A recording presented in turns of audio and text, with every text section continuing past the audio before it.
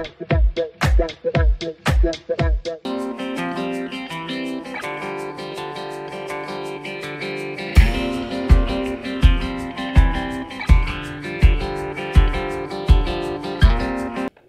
படம் வந்து எனக்கு தமயந்தி மேம் ஒரு 1 இயர் பேக் சொன்னாங்க.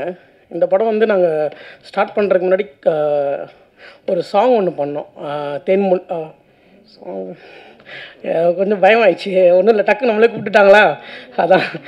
ஸோ என்னென்னா அந்த சாங் மூலிமா தான் எங்களுக்கு இந்த ப்ரொடியூசர்ஸ்களாக பேசினோம். இந்த படம் பார்த்திங்கன்னா முழுக்க முழுக்க ஒரு ஒரு ஒரு ஒரு நார்மலாக நடக்கிற ஒரு ஒரு ஒரு கதை தான் ஆக்சுவலாக. இது என்னென்னா இப்போ ஆணவ கொலை நிறையா நடந்துக்கிட்டு இருக்குது. ஸோ அதை நம்ம வந்து என்னென்னா அதை பேஸ் பண்ணி இருக்கும். பட் ஆனால் அதை எப்படி சொல்கிறது, அது ரொம்ப பேரை வந்து புண்படுத்தாமல் அது ஒரு நேச்சுரலாக சொல்லி முடிச்சிருக்கோம். படம் பாருங்கள். கேமரா ட்ரை பண்ணியிருக்கோம், பார்த்துட்டு சொல்லுங்கள். எல்லாருக்கும் நன்றி. என் பேர் ஜஸ்டின் கெனானியா. ஒரு லெட்டர் மிஸ் பண்ணிட்டாங்க. இந்த ஆப்பர்ச்சுனிட்டியை நான் கொஞ்சம் தேங்க்ஸ் சொல்கிறதுக்காக யூஸ் பண்ணிக்கிறேன். ஃபர்ஸ்ட் டைரக்டர் தமயந்தி மேடம், அவங்கள வந்து ரொம்ப வருஷமாக தெரியும் ரேடியோவில் இருந்து. நான் மியூசிக் பண்ணுவேங்கிறதும் அவங்களுக்கு தெரியும். லேட்டராக அவங்களோட தடயம்னு ஒரு ஷார்ட்க்கு நான் மியூசிக் பண்ணியிருந்தேன். பேரலாக அவங்க வந்து ஆஸ் அ ரைட்டராக லிரிசிஸ்டாக அவங்க வெல் எஸ்டாப்ளிஷ்டாக இருந்தாங்க. ஸோ அவங்களோட ஒரு ஃபுல் லென்த் ஃபீச்சர் ஃபில்ம் பண்ணும்போது அவங்க ஆல்ரெடி நிறைய மியூசிக் டேரக்டர்ஸ் எல்லாருக்கிட்டையும் லிரிசிஸ்டாக எல்லாமே ஒர்க் பண்ணி ரொம்ப பாப்புலராக இருந்தாங்க. ஸோ அவங்க நினச்சிருந்தா இன் எனி க்ரைட்டீரியா அவங்க வந்து யாருனாலும் யூஸ் பண்ணியிருக்க முடியும். எல்லாருமே பண்ணி கொடுத்துருப்பாங்க. அவங்க ஆக்சுவலாக நிறைய friends music directors. So in somewhere நான் மியூசிக் பண்ணால் அவங்களுக்கு இந்த இதெல்லாம் கரெக்டாக இருக்கும் அப்படின்னு நினச்சி என்னை சூஸ் பண்ணதுக்கு ரொம்ப தேங்க்ஸ். ஸோ இது வெரி ரேர் ஆக்சுவலாக. இது வந்து ஸோ மியூசிக்காக அவங்க எம்எல்எஸ்க்கு ட்ரஸ்ட்டை நான் மீட் பண்ண ட்ரை பண்ணியிருக்கேன்னு நினைக்கிறேன். ஸோ இதை அப்ரூவ் பண்ண J studios Jesu Sundaramaran sir, thanks a lot. Work பற்றி சொல்லும்போது ரொம்ப சின்சியராக இந்த மூவி ரொம்ப டெடிக்கேட்டடாக பண்ணியிருக்காங்க. ஆக்சுவலாக தமயந்தி மேடம் வந்து ஒரு ஒர்க் ஃபோர்ஸ், எதுலேயுமே ஒரு சின்ன காம்ப்ரமைஸ் கூட இருக்காது. பேக்ரவுண்ட் ஸ்கோர் வந்து 99% முடிச்சிட்டோம், எல்லாமே கேட்டாங்க, எல்லாமே ஃபைனலாக லாக் பண்ணுற ஸ்டேஜ். அந்த டைமில் அவங்களுக்கு வந்து ஒரு ஆக்சிடெண்ட், ஒரு சின்ன ஆக்சிடெண்ட். அதில் வந்து அவங்களுக்கு காலில் வந்து ஒரு லிகமெண்ட் ஃப்ராக்சர் ஆகிடுச்சு. நான் சொல்கிறேன், நான் உங்களுக்கு எல்லாத்தையுமே சென்ட் பண்ணுறேன், நீங்கள் அப்படியே ஓகே பண்ணலாம் அப்படின்ட்டு, ஆல்ரெடி எல்லாமே கேட்டது தானே அப்படின்னு சொல்லிட்டு. ஆனால் ஃபைனலி அவங்க வந்து இல்லை ஒரு 2-3 days கழித்து வந்து கால் பண்ணுறாங்க, இல்லை எனக்கு ஓரளவு நடக்க முடியுது, நான் வந்துடுறேன் அப்படின்னு சொல்கிறாங்க. அது நான் என்னோடய ஒர்க்கிங் ஏரியா வந்து ஃபர்ஸ்ட் ஃப்ளோர். 5 minutes ஏறி வராங்க. ஏறி வந்து உட்காந்து, ஸோ அது ஒரு டைம் மட்டும் இல்லை, 2-3 times அந்த மாதிரி ஒரு ரிவிஷன்ஸ்க்காக வர வேண்டியதாகி போச்சு. ஸோ இது எதுக்கு சொல்கிறேன் அப்படின்னா, அவங்க வந்து நான் வந்து கண்டிப்பாக ஸ்டுடியோ மானிட்டர்ஸில் கேட்டு தான் நான் அதை வந்து லாக் பண்ணுவேன் அப்படிங்கிறதுல ரொம்ப ஒரு மைக்ரோ மேனேஜ்மெண்ட் லெவலில் அவங்க கிடைச்ச ரிசோர்ஸில் அவங்க எந்த வித காம்ப்ரமைஸும் பண்ணல. அண்ட் தென் மூவி வந்து ட்ரெய்லரில் நீங்கள் பார்த்துருப்பீங்க, இது வந்து ஒரு காதல் இல்லாத ஒரு காதல் படம் அப்படின்னு சொல்லிட்டு. ஸோ அது மாதிரி நிறைய எமோஷன்ஸ் இருக்குது ஆக்சுவலாக. ஒரு ஹாரர் ஃபீல் இருக்கும், ஆனால் ஒரு பேயோ ஒரு பயமுத்துற மாதிரி அந்த மாதிரி எலிமெண்ட் ஒரு கோஸ்ட் மூவியில் இருக்கிற மாதிரி இருக்காது. பட் ஆனால் அந்த எமோஷன் இருக்கும். ஒரு த்ரில்லர் மூவிக்குரிய ஃபீலும் இருக்கும். ஆனால் ரெகுலராக நம்ம பார்க்குற ஒரு காப்போ இல்லைன்னா ஒரு இன்வெஸ்டிகேஷன் டைப் அந்த மாதிரி இருக்காது, ஆனால் அந்த ஃபீல் இருக்கும். ஸோ நம்ம இந்த மாதிரி சீன்ஸை நேரில் பார்க்கும்போது ஆக்சுவலாக நம்ம பிஜிஎம் வந்து ஸ்ட்ரைட்டாக இருக்கும்போது அதை அப்படியே கன்வே பண்ணுற முடியும். ஆனால் இது எல்லாமே மல்டிபிள் லேயர்ஸாக ஒரு ஹிடனாக இருக்கும்போது அதுக்கு ஒரு டிஃப்ரெண்ட் அப்ரோச் தேவைப்பட்டுச்சு. ஸோ அதை எல்லோரும் சேர்ந்து ட்ரை பண்ணியிருக்கோம். நல்லாயிருக்கும்னு நினைக்கிறேன், நீங்கள் பார்த்து சொல்லுங்கள். அண்ட் ஃபைனலி எல்லாருக்கும் ஒரு தேங்க்ஸ். நான் கொஞ்சம் பேர் தான் மீட் பண்ணியிருக்கேன், எனக்கு தான் நிறைய பேர் நேரில் மீட் பண்ணியிருக்கிறேன்.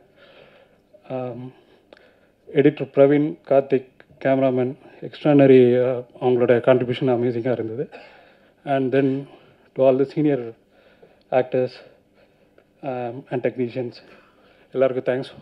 படம் பாருங்கள், நிச்சயமாக ஒரு சோல்ஃபுல் கனெக்டாக ஒரு டிஃப்ரெண்ட் எக்ஸ்பீரியன்ஸாக இருக்கும். தேங்க்யூ, தேங்க்ஸ்லாம்.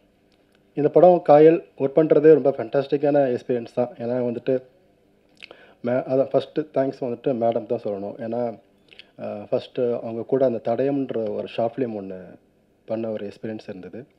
ஸோ அப்புறம் இந்த படம் வந்துட்டு வந்ததுக்கப்புறம் இதோட ஒர்க்கிங் ப்ராசஸே வந்துட்டு ரொம்ப சோல்ஃபுல்லாக இருக்கும். ஏன்னா நம்ம நிறைய படம் பண்ணலாம், பட் சில படங்கள் வந்துட்டு ரொம்ப கண்டென்ட்டாக சோல்ஃபுல்லாக இருக்கும், ரொம்ப ஆத்மாத்மா இருக்கும், நேர்மையாக இருக்கும். ஸோ அந்த நேர்மையான ஒரு படம் இது. ஏன்னா ஒரு படத்துக்கு ரைட்டர் அப்படின்றது ரொம்ப இம்பார்ட்டண்ட். ஸோ ஒரு ரைட்டர் இந்த படம் டைரக்ட் பண்ணியிருக்காங்கன்ற போது கண்டென்ட் வந்துட்டு ரொம்ப தெளிவாக இருக்கும், எந்த குழப்பமும் இல்லாமல். அது எடிட்டருக்கு ரொம்ப ஹெல்ப்ஃபுல்லாக இருக்கும். எக்ஸ்ட்ரா ஷார்ட்ஸ் கிடையாது, எக்ஸ்ட்ரா எதுவுமே கிடையாது, கரெக்டாக இருக்கும், லிமிட்டாக இருக்கும். ஸோ அந்த கதையை குழப்பம் இல்லாமல் அழகாக சொல்லியிருக்கோம். ஸோ அதுக்கு ரொம்ப ஹெல்ப்ஃபுல்லாக இருந்தது டைரக்டர் அண்ட் டீம். ஸோ ஜேசு சாருக்கு வந்துட்டு பெரிய நன்றிகள். ஏன்னா இந்த படத்தை அவர் வந்துட்டு முதல் படமாக எடுத்து நேர்லேயே மீட் பண்ணாமல் இந்த படத்தை ப்ரொடியூஸ் பண்ணதுக்கு ஃபஸ்ட்டு நான் நன்றி தெரிவிச்சுக்கிறேன். இன்னொன்று, சாருக்கு ஒரு சின்ன வேண்டுகோள், தொடர்ந்து இந்த மாதிரி நல்ல கதைகளை எடுத்து இந்த மாதிரி ஒரு ஒரு சின்ன பட்ஜெட்டில் தொடர்ந்து நீங்கள் உங்கள் ஜே ஸ்டூடியோஸில் பண்ணணுன்றது என்னோடய ஆசை. ஓகே, அனைவருக்கும் வணக்கம், நன்றி. சாரி. பூமழை தூவி வசந்தங்கள் வாழ்த்த ஆடியோ லான்ச் நடக்கின்றது. ஒரு நல்ல நல்ல மாலை, ஒரு வெக்கைக்கும் அந்த குளிருக்கும் நடுவில் உள்ள ஒரு மாலை. அதில் இந்த கலைகள் 64, அதில் அநேக கலைகள் தெரிந்தவர் என் அக்காவும் இந்த படத்தின் இயக்குனருமான தமயந்தி அவர்கள். ஓவியமும் ஊறுகாய் போடுவதும் என்ன ஒன்று தாரதமியம் இல்லாமல் வெவ்வேறு திசைகளில் போயிட்டு செய்யக்கூடியவர்கள். ஆனால் பல காரியம் செஞ்சால் அது சரியாக வராது அப்படிங்கிற ஒரு பொது புத்தி, பொது கருத்து ஒன்று உண்டு. ஆனால் எந்த காரியம் செய்தாலும் பர்ஃபெக்ஷன் அப்படிங்கிறத தமயந்தி அவர்களிடம் பார்த்து நான் பல சந்தர்ப்பங்களில் வியந்தது உண்டு. அதாவது அவர்களோடு கூடிய வேலை பார்க்கக்கூடிய சந்தர்ப்பங்களில் அவங்க வேலை பார்ப்பதை நான் பார்க்கிற சந்தர்ப்பங்களில் எல்லாமே அது முழுக்க கரெக்டாக தான் இருக்கணும் அப்படிங்கிற அவங்களுடைய கச்சித விருப்பம் என்னை எப்பொழுதும் கவர்ந்தே வந்திருக்கிறது. நமக்கும் கச்சிதத்துக்கும் சம்மந்தமே இல்லை. இன்னொரு ஆள் ரொம்ப கச்சிதமாக இருந்தாங்கன்னா ஒரு பெரிய மரியாதை வரும் அல்லவா? அந்த மரியாதை. இந்த ஓவியர்னு சொல்லிட்டேன்ல, ஒரு 5 வரியில் ஒரு சின்ன கதையை சொல்லிடலாம்னு பார்க்குறேன். ஒரு பெரிய நாடு, பெரிய தேவாலயம், அந்த ஒரு ஓவியர், இந்த கதை உங்களுக்கு தெரிஞ்சிருக்கும். அந்த ஓவியர் பேர் எனக்கு தெரியல, இருந்தாலும் அந்த ஓவியர் பேர் கடைசியில் தமயந்தின்னு கூட நம்ம வச்சுக்கலாம். ஒரு 60 அடி உயரம் 70 அடி உயரத்தில் இருக்குது. அதிலெல்லாம் அந்த தேவாலயத்தில் பலவிதமான ஓவியங்கள், அந்த ஆலயத்தினுடைய அந்த புராண கதைகளினுடைய ஓவியங்களை வரைகிறான். பல நாட்டு மந்திரிகளும் மன்னர்களும் குவிய போகிறானுங்க. நாளைக்கு திறப்பு விழா அப்படிங்கிற பொழுது ஓடி போய் அந்த ஓவியர் அவங்க பெரிய பெரிய தலைமைச் செயலாளரை சந்திக்கிறான்னு வச்சுக்கோங்களேன். ஒரு நாள் தள்ளி போட முடியுமாங்கிறான். ஆனால் நடக்கிற காரியமா? எத்தனை பேர் வந்துட்டாங்க, விருந்தாளிகள் வந்துட்டாங்க, பார்த்தே தீரணுங்கிறப்ப இல்லை, ஒரே ஒரு ஓவியத்தை மட்டும் திருத்திக்கிறேன், அதை காயறதுக்கு 2 நாள் கழிச்சு வைங்க. எங்கேயா ஓவியம் இருக்குன்னா அந்த மூலையிலன்னு கையை காமிச்சிருக்கான், கண்ணே தெரில. அந்த விதானம்னு சொல்லுவாங்கள்ல, ரூஃபே தெரியலையா, அங்கே ஒரு தப்பு பண்ணியிருக்கேன்னா யாருக்கும் தெரியாத பாடினவன்னு அந்த ஓவியம் சொன்னால் எனக்கு தெரியும்னு சொன்னான்.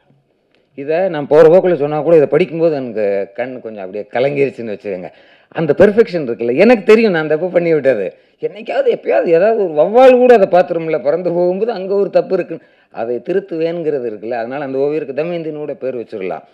இந்த இதில் எனக்கு இந்த படம் பார்த்த பிறகு இந்த படத்தோடு பல விஷயங்களில் எனக்கு தொடர்பு ஏற்படும். பார்ப்பதற்கு முன்னால் எனக்கு 2 தொடர்பு. ஒன்று இயக்குனர் தமயந்தி, இன்னொன்று இசையமைப்பாளர் ஜஸ்டின். அதில் ஜஸ்டின் நம்ம சொன்னோம்னா பிரச்சனை இல்லாமல் போயிடும் பார்த்தீங்களா? அதை பின்னால் அந்த பேரை பார்த்துட்டு நான் கரெக்டாக சொல்லுவேன். அதில் அந்த பெர்ஃபெக்ஷன் எல்லாத்துலேயுமே தெரிகிற பொழுது நமக்கு குறைந்தபட்சமாக ஒரு பெர்ஃபெக்ட் ஃபிலிம் கிடைக்கும், அதை பார்க்கக்கூடிய ஒரு அனுபவம் கிடைக்கும். அதுக்கப்புறம் அதில் எங்கெங்கெல்லாம் நாம் ஈடுபடுகிறோம், எங்கெல்லாம் விலகுகிறோம், ஒருவேளை விலகுவதாக இருந்தால் அப்படிங்கிறது இருக்கும். அதனால் நானும் படம் பார்க்க அவளோடு காத்திருக்கிறேன். எனக்கு இதில் ஒரு ஓரமாக அணில் மாதிரின்னெல்லாம் சொல்லிடக்கூடாதோ, சொல்லுவோமே, இப்போ என்ன ஆகிறப்போது எவ்வளவோ சொல்கிறோம். அணில் மாதிரி ஒரு ஓரத்தில் மணலை சுமந்து செல்லும் வாய்ப்பு எனக்கும் கொடுத்ததற்கு இயக்குனருக்கு நன்றி தெரிவித்துக் கொள்கிறேன். இசையமைப்பாளருக்கு என்னுடைய நன்றி. அனைவருக்கும் நன்றி. இந்த மாதிரி நம்ம எடிட்டர் கேட்டுக்கொண்டதை போல் இந்த மாதிரி சின்ன சின்ன படமாக நல்ல நல்ல படமாக நிறைய வரட்டும். அதற்கு ஜேஎஸ் ஸ்டுடியோஸ் ஒரு தொடர்ந்து இதில் இயங்க வேண்டும் என்று வாழ்த்துகளையும் தெரிவித்துக் கொண்டு அமைகிறேன். ஸ்வாகதா கிருஷ்ணன். ஆக்சுவலி நான் இன்றைக்கி வந்து தமயந்தி அக்காக்காவும் ஜேசு சார்க்காவும் தான். ஆக்சுவலி காயல் என்னோடய படம். நான் ஒரு பின்னணி பாடகியாக தான் இருந்தேன். ஒரு 15 வருஷம் வேலை பார்த்தேன் தமிழ் சினிமாவில். எனக்கு ஐடியாவே இருக்கலை, நான் வந்து ஆக்டிங் எல்லாம் வருவேன்னு எனக்கு ஐடியாவே இருக்கலை. ஆனா அப்போது ஒரு நாள் இவங்களும் என்னோடய ஃபியான்ஸே, எனக்கு இப்போ அவர் தான் என் கணவர், அவங்க 2 பேரும் வந்து கதை சொன்னாங்க அக்கா. அப்போ கதை கேட்டுட்டு என்னுடைய ஹஸ்பண்டுக்கும் உங்களுக்கும் ஃப்ரெண்ட்ஷிப் பயங்கரமாக ஆயிடுச்சு, ரொம்ப செல்லம் ஆயிட்டாங்க. அப்புறம் அவங்க 2 பேரும் ரொம்ப அழகாக எனக்கு எடுத்து சொல்லி, நீ பண்ணணும், ஏன் பண்ணணும், நிறைய பேருக்கு வாய்ப்பு கிடைக்கிறது இல்லை, உனக்கு இவ்வளோ அழகான ஒரு கதாபாத்திரம் அமுதாங்கிற பியூட்டிஃபுல்லான ஒரு கேர்ளோட ஒரு கேரக்டர் கிடச்சிருக்கு, நீ அவசியம் பண்ணணும்னு சொல்லி ரொம்ப என்னை மோட்டிவேட் பண்ணி காயல் படத்துக்குள்ளே நான் அப்படி தான் நுழைஞ்சேன். ரொம்ப அழகாக கதை சொல்லுவாங்க தமயந்தி அக்கா. கதை சொல்கிறதே வந்து ஒரு பியூட்டிஃபுல் எக்ஸ்பீரியன்ஸாக இருக்கும். ஒரு குழந்தைக்கு சொன்னால் எப்படி அப்படியே கேட்கும் இல்லையா, கண் அசைக்காமல் அவ்வளோ அழகாக சொல்லுவாங்க தமயந்தி அக்கா கதை சொல்லும் போது. அப்போ எனக்கு அவங்க மேலே ரொம்ப லவ் ஆயிடுச்சு. அதுக்கப்புறம் நான் வந்து காயல் படம் குள்ளே வந்துட்டேன். ஜேசு சாரை தான் முதல் நாள் நான் பார்க்குறேன். நான் அவரை மீட் பண்ணதே இல்லை. ரொம்ப அருமையான மனிதர். ஃபோன் பண்ணால் கூட மேன் ஆஃப் ஃபியூ வேர்ட்ஸ்ன்னு சொல்லலாம். ஒரு 4 வரி தான் பேசுவார். அதுவாம்மா இதாம்மா, சரிம்மா, ஓகேம்மா, ஒன்றும் கவலைப்படாதம்மா, நான் பார்த்துக்கிறேம்மா, அவ்வளோதான் சொல்லுவார். ஸோ வண்டர்ஃபுல் கை. அதே மாதிரி எனக்கு ஒர்க் பண்ணும்போது ஷூட்டிங்கில் வந்து எனக்கு சுத்தமாக அனுபவமே கிடையாது. ஆக்சுவலி நான் தியேட்டர் தான் பண்ணிகிட்டு இருந்தேன். ஸோ சினிமாவோட அனுபவம் எல்லாம் இன்ச் பை இன்ச் எனக்கு அக்கா சொல்லிக் கொடுப்பாங்க. அதை லிங்கேஷ் எனக்கு ரீஹைட்ரேட் பண்ணிகிட்டே இருப்பார். நம்ம ஹீரோ லிங்கேஷ், அது பாரு அன்றைக்கி அக்கா சொன்னாங்கல்ல, அது மாதிரி பண்ணு கம்ஃபர்டபுளாக இரு சொல்லிவிட்டு என்னை ஒரு கைத்தாங்களாக கொண்டு போய் இந்த படம் நடிக்க வச்சாங்க. அதுக்கு எல்லாருக்குமே ரொம்ப பெரிய நன்றி தெரிவிச்சுக்கணும். ஃபஸ்ட்டு லிங்கேஷ்க்கு நிறைய அட்வைஸ் பண்ணுவார் எனக்கு. ஏய் இப்படி பண்ணு அப்படிலாம் சொல்லுவார். மோர் லைக் படி ப்ரோ. தென் அனுமோல் சேச்சி, எனக்கு கண் வந்து ரொம்ப பவர்ஃபுல்லாக இருக்குது. ஒரு சீன் பண்ணிகிட்டு இருந்தோம் நாங்கள், ரொம்ப எமோஷ்னல் ஒரு சீனு. அப்போது ஸ்வாகதா, உன்னோட கண்ணிலேயே நீ வந்து நிறையா கன்வே பண்ண முடியும், நிறைய கான்வர்சேஷன் வைக்க முடியும்னு எனக்கு ரொம்ப ஒரு மோட்டிவேஷன் கொடுத்து, அதை எப்படி யூஸ் பண்ணுறது, என் ஐப்ரோஸ் எப்படி யூஸ் பண்ணுறது வரைக்கும் எனக்கு அவ்வளோ அழகாக சொல்லி கொடுத்தாங்க அனுமோல் சேச்சி. மறக்கவே மாட்டேன் நான். Same, she's amazing. அனுமோல் சேச்சி வந்து இன்னும் நிறையா நம்ம பார்க்கணும். எக்ஸ்ட்ராடினரி ஆக்டர், எனக்கு ரொம்ப இன்ஸ்பிரேஷன் அவங்க. அண்ட் டாடி, ஐசாக் டாடி, நாங்கள் பயங்கர சில் buddies. We have had great fun during the shoot. And Justin sir, thank you so much. எனக்கு தேன்மொழி பாடுறதுக்கு ஒரு ஆப்பர்ச்சுனிட்டி கொடுத்தீங்க. ரொம்ப அழகான ஒரு மெலடி. ஐ திங்க் உங்களுக்கு பிடிச்ச அளவு பாடிருக்கேன்னு நினைக்கிறேன். Thank you so much. Karthik sir, thank you. எனக்கும் நானும் ஒரு சினிமா ஃபேஸ், ஒரு கேமரா ஃபேஸ்னு எனக்கே நீங்கள் காமிச்சிங்க. நான் ரொம்ப நர்வஸாக இருந்தேன். எனக்கு கொஞ்சம் கூட கான்ஃபிடென்ஸ் இருக்கலை. நான் படத்துக்குள்ளே நடிக்க வந்தப்போ எனக்கு அந்த கான்ஃபிடென்ஸ் கொடுத்தது கார்த்திக் சாரோட camera work. And editor Praveen sir, thank you so much. Everybody whose your. ஒரு சின்ன இன்றைக்கி ரொம்ப மெமரபுளாக ஒரு விஷயம் நடந்தது, அது நான் இன்றைக்கி சொல்லி ஆகணும். அங்கிள் ட்ராட்ஸ்கி மருது அங்கிள் வந்து நான் பிறந்த நாள்லேருந்து எனக்கு அவரை தெரியும். ஆனால் அவரை இன்றைக்கி தான் தடவை நான் பார்க்குறேன். அது வந்து ஒரு பியூட்டிஃபுல்லான ஒரு ஸ்டோரி. இன்றைக்கி வந்து பார்த்தது எனக்கு ஷாக் ஆகிட்டேன். நான் இன்றைக்கி எங்கள் அப்பாவும் ட்ராட்ஸ்கி மருது அங்கிளும் வந்து சைல்ட்ஹுட் பெஸ்ட் ஃப்ரெண்ட்ஸு. இன்னி வரலையும் எங்கள் அப்பாவுக்கு அம்மாவா அப்பா என்னோடய அப்பாவும் 2 பேரும் மதுரை தான், நானும் மதுரை தான் பிறந்து வளர்ந்தது எல்லாமே. எங்கள் அப்பாவும் மதுரை தான் பிறந்து வந்தது. எங்கள் அப்பாவுக்கு ஃபஸ்ட்டு ஒரு ஷர்ட் மெஜரா கோட்ஸில் போய் டெய்லர் பண்ணி வாங்கி கொடுத்தது ட்ராட்ஸ்கி மருது அங்கிள் தான். ஸோ இது வந்து எங்கள் அப்பா ஒரு நார்மல் கார்மெண்ட் எம்ப்ளாயி. அதுக்கும் ட்ராட்ஸ்கி அங்கிளுக்கும் சம்மந்தமே இல்லை. இவர் வேறு மாதிரி ஜீனியஸ், க்ரியேட்டிவ் ஜீனியஸ். எங்கள் அப்பா ஒரு நார்மல் கார்மெண்ட் எம்ப்ளாயாக இருந்தார். எங்கள் அப்பா எனக்கு பிறந்த நாள்லேருந்து ட்ராட்ஸ்கி மருது அவரோட படங்கள் பாரு, விகடனில் காமிப்பார், அவரோட படங்கள் காமிப்பார். அத்தனை விஷயங்கள் இன்ஸ்பயர் பண்ணி, நீ சினிமாவில் போகணுமா, நீ போகலாம், நீ பாடலாம், நீ என்ன வேணுமோ பண்ணலாம் தங்கம், ஆனால் இந்த மாதிரி வரணும், you should be such a fine artist like Trotsky வருதுன்னு சொல்லி சொல்லி சொல்லி வளர்த்தாரு. எங்கள் அப்பாவே இன்னும் ட்ராட்ஸ்கி அங்கிளை பார்க்கல. இத்தனை வருஷத்தில் நான் தான் பார்த்துருக்கேன். அவங்க சென்ட் மேரிஸில் படித்த டைமுக்கு அப்புறமா இன்னைக்கு எனக்கு தான் அந்த பாக்கியம் கிடச்சிருக்கு. And it feels like a whole circle. நான் ரிஷிகேஷில் இருந்தேன் நேற்று நைட்டு. இந்த ஈவெண்ட்டுக்கு இம்மீடியட்டாக கிளம்பி ஐ கேம் ஆல் தி வே. எனக்கு அங்கிள் வராருன்னு தெரியாது. So this has made my whole childhood till today so meaningful. I thank you so much Damayanti Akka for this incredible opportunity to meet uncle at Kayal audio launch, and it means a lot for me. எல்லாருக்குமே என்னோட பணிவான வணக்கங்கள். Thank you so much sir. எல்லா இவ்வளோ பெரிய directors writers இருக்கீங்க, உங்களோட எல்லா அப்ரிசியேஷனும் அக்கா எனக்கு சொன்னாங்க. ரொம்ப thank you so much for coming. That's all. Bye bye. Thank you. ஆக்சுவலாக அந்த ப்ராஜெக்ட் எப்படி செட் ஆச்சுன்னு ஒரு கதை சொன்னாங்க ஏவியில். அது பார்க்காமலே இந்த ப்ராஜெக்ட் அமைஞ்சது செட் ஆச்சு அப்படின்னு சொன்னாங்க. எனக்கு என்னமோ காதல் கோட்டை படத்தில் அஜித்தும் தேவயானி பார்க்காமலே லவ் பண்ணுவாங்களா அந்த மாதிரி ஒரு ஞாபகம் வந்துச்சு. ஸோ பார்க்காமலே ஒரு ப்ராஜெக்டை கதை கேட்டு அவர் ஓகே பண்ணியிருக்காருன்னா அந்த கதை மேலேயும் அந்த டைரக்டர் மேலேயும் எவ்வளோ நம்பிக்கை இருக்கும் இல்லை? ஸோ அதுக்காக அவருக்கு ஒரு சின்ன கிளாப் பண்ணலாம்.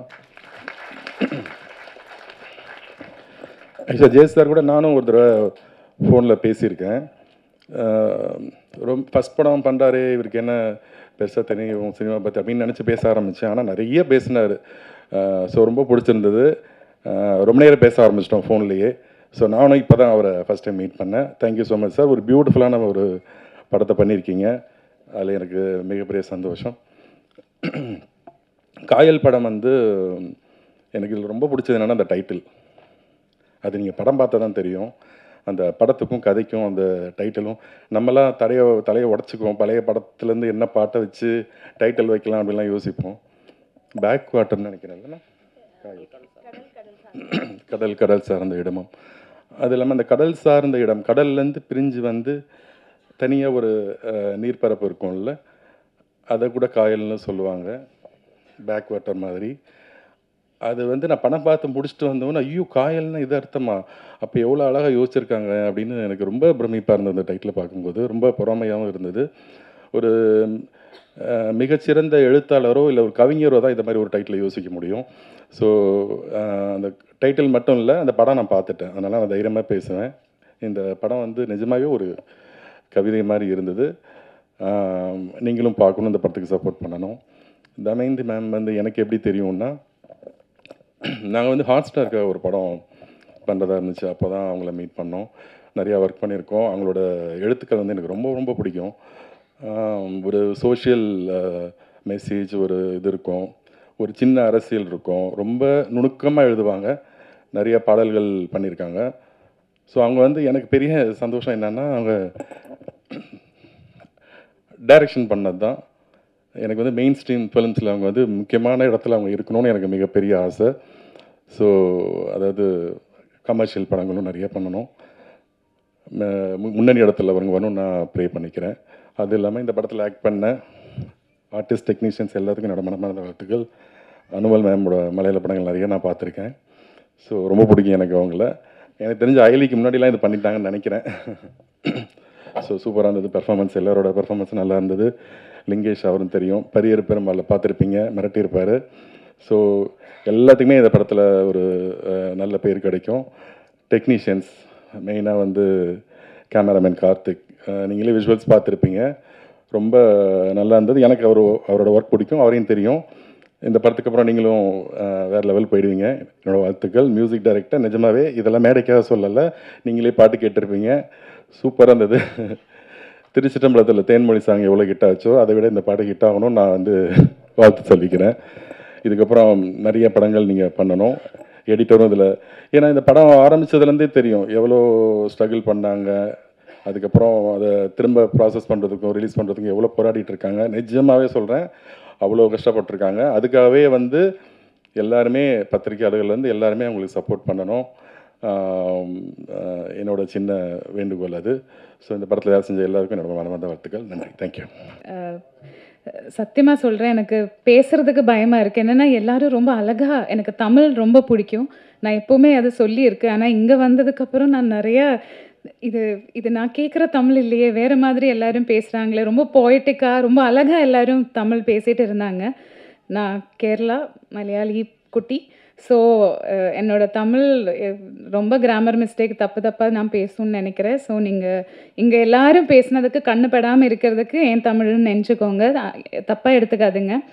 ஸோ தேங்க்யூ ஸோ மச் எல்லாருக்கும் இங்கே வந்ததுக்கு, இந்த சின்ன படத்தை சப்போர்ட் பண்ணுறதுக்கு, எங்களெல்லாம் பார்க்குறதுக்கு நீங்கள் எல்லோரும் வந்ததுக்கு first of all thank you so much. And நம்ம இங்கே நாங்களே சப்போர்ட் வந்த எல்லா கெஸ்ட்டுக்கும் ரொம்ப ரொம்ப ரொம்ப தேங்க்யூ.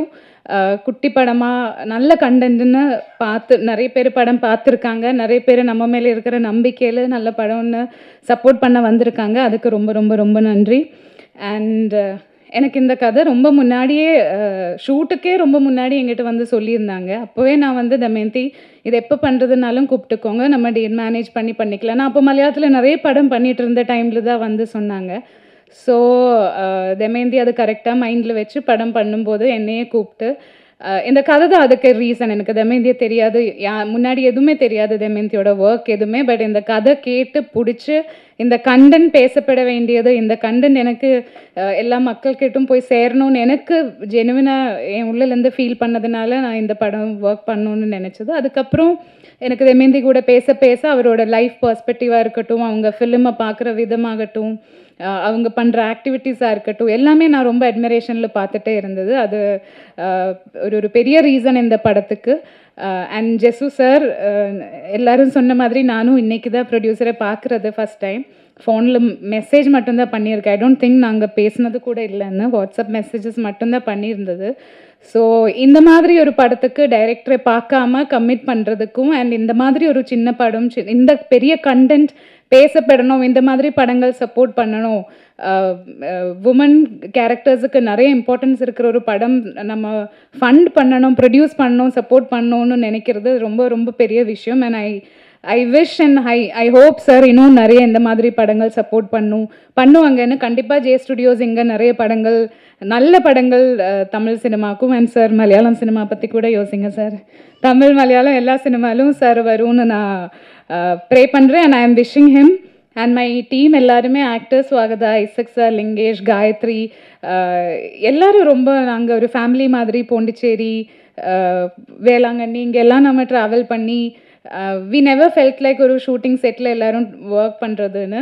அந்த வீட்டில் அந்த கேரக்டர்ஸ் மாதிரி அந்த வீட்டிலே வாழ்ந்துருந்த மாதிரி இருந்துச்சு. அண்ட் எவ்ரி ஒன், அவ்வளோ பெரிய டீம் அந்த மாதிரியெல்லாம் நாங்கள் ஷூட் பண்ணல. ஸோ இருக்கிற நாங்கள் எல்லாருமே ரொம்ப க்ளோஸாக மியூச்சுவலாக அங்கங்கே ஹெல்ப் பண்ணி அந்த மாதிரி தான் ஒர்க் பண்ணி இருந்தது. ஸோ அது எதுவுமே நான் மறக்க மாட்டேன். பட் அந்த அட்வைஸ் நான் மறந்தது. Thank you for reminding me.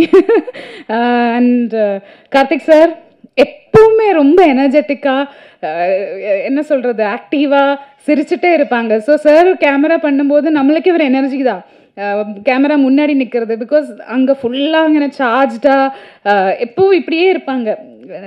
சும்மா நின்னதே நான் பார்த்தது கிடையாது. ஆல்வேஸ் இப்படி இருப்பாங்க. ஸோ அந்த எனர்ஜி நமக்கு எல்லாருக்கும் பாஸ் பண்ணியிருக்கு சார். அண்ட் நம்மளுக்கு எனர்ஜி கொடுக்கறத விட அழகான ஃப்ரேம்ஸ், இப்போ ட்ரெய்லர்லாம் பார்க்கும்போது, இப்போ பிக் ஸ்க்ரீன்லலாம் பார்க்கும்போது எவ்வளோ அழகாக நல்லா உங்களுக்கே தெரியும். அண்ட் ஸோ ரொம்ப அழகான, ரொம்ப பியூட்டிஃபுல் ஃப்ரேம்ஸ் நிறைய இருக்காங்க படத்தில். அண்ட் கன்வே பண்ண வேண்டிய விஷயம் அழகாக கன்வே பண்ணியிருக்காங்க. அண்ட் அவர் எடிட்டர் சார், பிரவீன் சார், நாங்கள்லாம் எவ்வளோ குட்டி ஏதாவது தப்பு பண்ணியிருந்தாலும் அதெல்லாம் கட் பண்ணி எங்கே மேட்ச் பண்ணி ப்ளேஸ் பண்ணோம், அதெல்லாம் கரெக்டாக நல்லா அழகாக காமிச்சிருக்காங்க. Thank you so much. And Justin sir, it's your day, audio launch. And லிரிக்ஸாக இருந்தாலும் Rajesh sir and Damayanthi ma'am தான் லிரிக்ஸ் எழுதியிருக்காங்க. எல்லாமே எனக்கு ரொம்ப பிடிச்சது. நான் இப்போ தான் பாட்டு நோட்டீஸ் பண்ணது. நான் முன்னாடி கேட்டிருக்கேன், பட் இப்போ நோட்டீஸ் பண்ணப்போ நான் ஏன் இது முன்னாடி ரீல் பண்ணலேன்னு இப்போ தான் யோசித்தது. ஸோ நெக்ஸ்ட் டேஸ் அதுதான் முதல் வேலை. ரொம்ப நல்லா இருந்தது. அண்ட் இமோஷ்னலாகவும் மியூசிக்கலாகவும் எங்கேயோ நமக்கு ஃபீல் ஆகுதுங்கிற மாதிரியே இருந்துச்சு. Thank you so much. அண்ட் அந்த மியூசிக்கில், அந்த படத்தில் எனக்கு ஒரு பார்ட்டாக முடிஞ்சது. ரொம்ப ரொம்ப ரொம்ப சந்தோஷம். அண்ட் ஐ திங்க் நம்ம காஸ்டியூம் மேக்கப் டீம் வந்திருக்காங்கன்னு நினைக்கிறேன். தேங்க்யூ. இந்த கேரக்டராக மாற்றுறதுக்கு காஸ்டியூம் மேக்கப் எல்லாமே சேர்ந்து எனக்கு அந்த சப்போர்ட் அண்ட் மோட்டிவேஷன் எனர்ஜி கொடுத்ததுக்கு தேங்க்யூ ஆல். அண்ட் நீங்கள் எல்லாரும் நான் எப்பவும் சொல்கிற மாதிரி இவ்வளோ நாள் சப்போர்ட் பண்ணியிருந்தது என்னோட கரியரில் உங்கள் சப்போர்ட்னால தான் எனக்கு மறுபடியும் தமிழ் சினிமாவுக்கு வர முடிஞ்சுது. ஐ ஹோப் அந்த சப்போர்ட் இனியும் இருக்கும். அண்ட் எனக்கு மட்டும் இல்லை, இந்த மாதிரி சின்ன சின்ன படங்கள், நல்ல கண்டென்ட் பேசப்படுற படம் நீங்கள் ஆஸ் அ மீடியா அது ஒரு ரெஸ்பான்சிபிலிட்டியாக எடுத்து நீங்கள் சப்போர்ட் பண்ணாதான் இந்த மாதிரி ப்ரொடியூசர்ஸ், டைரக்டர்ஸ் இன்னும் நிறைய கண்டென்ட்ஃபுல்லான நல்ல சினிமா எடுத்து வரும். ஸோ அதனால் உங்கள் சப்போர்ட் ரொம்ப இம்பார்ட்டன்ட் அண்ட் அது இருக்கும் எங்கள் கூடன்னு ஐம் எக்ஸ்பெக்டிங். அண்ட் தேங்க்யூ எல்லாருக்கும் நிறையா ஸ்னேகம். தேங்க்யூ. அண்ட் கவிதா ரொம்ப நல்லா அழகாக பேசுகிறீங்க. தேங்க்யூ. அண்ட் ஒரு சேர் போட்டு உட்காந்துக்கோங்க, நீங்கள் ரொம்ப நேரமாக நின்றுட்டு இருக்கீங்க. சேர் போட்டு கொடுங்க கூட. What is this? தேங்க்யூ. முதல்ல இந்த ப்ரோக்ராமுக்கு எல்லோரும் வந்ததுக்கு நான் ரொம்ப தேங்க்ஸ் சொல்கிறேங்க. இந்த ப்ராஜெக்ட் ஒரு சோஷியல் காஸ் கமிட் ஆகிருக்கிற ஒரு ப்ராஜெக்ட் இது. அதனால் இது பண்ணதில் எனக்கு ரொம்ப இதில் பார்ட் ஆஃப் திஸ் ப்ராஜெக்ட் எனக்கு ரொம்ப சந்தோஷம். பார்ட்டாக இருக்கிறதுல எனக்கு ரொம்ப ரொம்ப சந்தோஷம். நீங்கள் எல்லோரும் இந்த ப்ரோக்ராமுக்கு வந்ததில் எனக்கு ரொம்ப சந்தோஷம் அண்ட் தேங்க்ஸ். நீங்கள் வந்து ஸ்பெஷலி மீடியாவோட சப்போர்ட்டு, உங்களோட சப்போர்ட் இல்லாமல் இப்போ இருக்கிற சிச்சுவேஷனில் மேலே வர்றது ரொம்ப கஷ்டம். ஸோ மீடியா சப்போர்ட்டு, உங்களோட சப்போர்ட் இல்லாமல் எங்களால் மேலே வர முடியாதுன்னு தான் சொல்ல முடியும். ஸோ உங்கள் சப்போர்ட் கண்டிப்பாக எங்களுக்கு வேணும். இன்னும் இதை பற்றி நல்லா பாசிட்டிவாக நீங்கள் ரிப்போர்ட்ஸ் எல்லாம் கொடுக்கணும். இந்த படத்தோட ஷூட்டிங் வந்து யோசிச்சு பாருங்களேன், பீச் ஓரமாகவே போச்சு. அப்படியே நம்ம வந்து எங்கன்னா பிக்னிக் போனோம், டூர் போனோம் அப்படின்னு யோசிச்சோம்னா பீச்சு அந்த மாதிரி இடங்கள் தான் யோசிப்போம். அந்த மாதிரி இடங்களாகவே தான் நாங்கள் ஷூட் பண்ணோம். ஃபுல்லாகவே இந்த படம் ஃபுல்லாகவே அப்படியே ட்ராவல் பண்ணியே தான் எடுத்தோம். பாண்டிச்சேரி, வேளாங்கண்ணி, அந்த மாதிரி காரைக்கால், அந்த மாதிரி இடங்களில் தான் நாங்கள் ஷூட் பண்ணோம். அங்கே எல்லாமே வந்து எங்கள் தமயந்தி மேம் வந்து எங்களுக்கு வந்து லோக்கல் கார்டியன். அவங்க வந்து ஃபுல்லாக நாங்கள் எப்போ சாப்பிட்ணும், எப்போ தூங்கணும் எல்லாம் அவங்களே பார்த்துருவாங்க எங்களை. ஃபுல் டேக்கிங் கேர், டீச்சர் மாதிரி அவங்க. Thank you ma'am. Thank you sir. Thank you for giving such a beautiful project. இப்போ இருக்கிற சோஷியல் சிச்சுவேஷன்ஸில் இந்த ப்ராஜெக்ட் வந்து ஒரு நல்ல ஒரு மெசேஜ் கொடுக்கும். இந்த படத்தில் ஃபஸ்ட்டு ஒரு தேங்க்ஸும் ஒரு வாழ்த்து வந்து ஜஸ்டின் பிரதருக்கு. அவரோட நாள் தான் இது. அவரோட மிகப்பெரிய கனவு இன்றைக்கி நினைவாக இருக்குது அவருக்கு. அதுக்கு மிகப்பெரிய போராட்டமும் இருக்குது. தமயந்தியாக்காக தான் என்னை எப்படி அடித்து இந்த படத்தில் கொண்டு நடிக்க வச்சாலும் அதே போல் அடித்து இழுத்துட்டு வந்து மியூசிக் பண்ண வச்சாங்க. ஜஸ்டின் நீ வா மோனை அப்படின்னு சொல்லிட்டு ரேடியோவில் அவர் மாட்டு நிம்மதியாக தான் இருந்தார். மாத சம்பளம் வாங்கிட்டு அப்படியே வாழ்க்கை நிம்மதியாக போயிருக்கோம். அவரை கூப்பிட்டு வந்து இங்கே விட்டு. பட்டு ஒரு மாதிரி இந்த ஃபஸ்ட் டைம் ஸ்டுடியோவில் கேட்கும்போது ஒரு மாதிரி கூஸ் பம்ப் ஆயிடுச்சு. தேன்மொழி பாட்டு. இன்னொரு பாட்டு ஒன்று இருக்குது எனக்கு ரொம்ப பிடிக்கும், காயல் பறவைன்னு சொல்லிட்டு ஒரு பாட்டு. அது அவங்க ஓகே நிவாஸ் ப்ளீஸ் இல்லை வாங்க ஐயோ வாங்க நிவாஸ் வாங்க. ஐயோ அவங்க இவங்க ஆங்கர் கூட வருவீங்களா சார்? நீங்களே அவர் வர சொல்லுங்க. நிவாஸ் வாங்க. பாடகர் நிவாஸ் அவர்களை அன்புடன் மேடைக்கு அழைக்கிறோம். ஆக்சுவலாக நான் கம்போசிங் நிவாஸ் பாடும்போது தான் போயிருந்தேன். அது ஐயோ இப்படி ஒரு நல்ல பாட்டு இருக்க படத்தில் நம்ம நடிக்கிறோமான்ற மாதிரி எனக்கு பயங்கர ஹாப்பி ஆகிடுச்சு. அவ்வளோ செம்மையான ஒரு பாட்டு. அதை வந்து அவங்க ரொம்ப காயலோட அசட்டாக அக்கா வச்சுருக்காங்க, அதை ரிலீஸ் பண்ணுவாங்க. ஸோ ஜஸ்டின் பிரதருக்கு மிகப்பெரிய வாழ்த்துக்கள். அடுத்து ஒரு மிகப்பெரிய நன்றி. இப்போ நான் சொல்ல போகிற நபருக்கு நன்றி சொல்ல போகிற நபருக்கும் எனக்கு எந்த சம்மந்தமும் கிடையாது, பார்த்தது கிடையாது, பேசுனது கிடையாது. பார்த்துருக்கேன்னா நான் தூரம் இருந்து பார்த்துருக்கேன். அப்புறம் அவரோட இயக்கத்தை நான் பார்த்துருக்கேன். அந்த படம் எனக்கு ரொம்ப பிடிச்ச படம். அது கதை இப்போ வேண்டாம். ஒரு ஆணோட ஒரு நல்ல தோழி இருந்தால் அது ஒரு சூப்பரான ஒரு பவராகவும் இருக்கும், ஒரு பயங்கர ஹாப்பியாகவும் இருக்கும். அது ஒரு மாதிரியான ஒரு உலகம். அது நல்ல பெண் தோழிகள் நான் சொல்கிறது நட்பாக இருப்பாங்களா அவங்கள சொல்கிறேன், நீங்கள் வேறு எதுவும் கம்பேர் பண்ணாதீங்க. அவங்க இருந்தால் அந்த உலகம் வேறு, அவங்களுக்கு இது புரியும். அதே போல் ஒரு பெண் கூட ஒரு நல்ல ஆண் நண்பர் இருந்தார்னு வச்சுங்களேன், ஒரு நல்ல நண்பன் இருந்தால் அந்த உலகம் வேறு. அது ஒரு சூப்பரான ஒரு பவர், ரொம்ப அழகாகவும் இருக்கும்.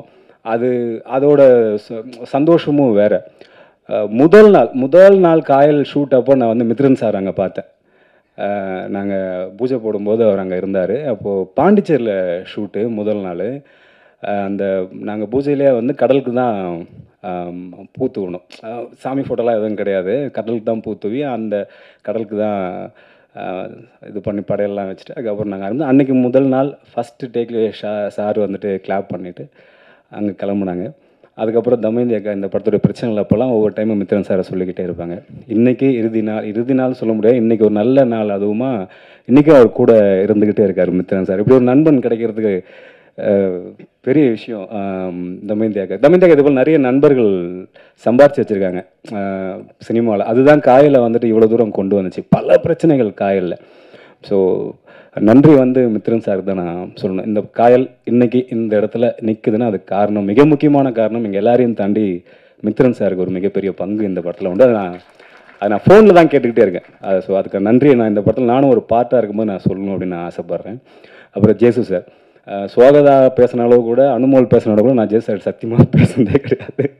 ஒரே ஒரு டைம் ஜேசு சாருக்கு பாண்டிச்சேரியில் இருக்கும்போது ஒரு மெசேஜ் பண்ணியிருக்கேன், வாட்ஸ்அப்பில் பேசியிருக்கோம்.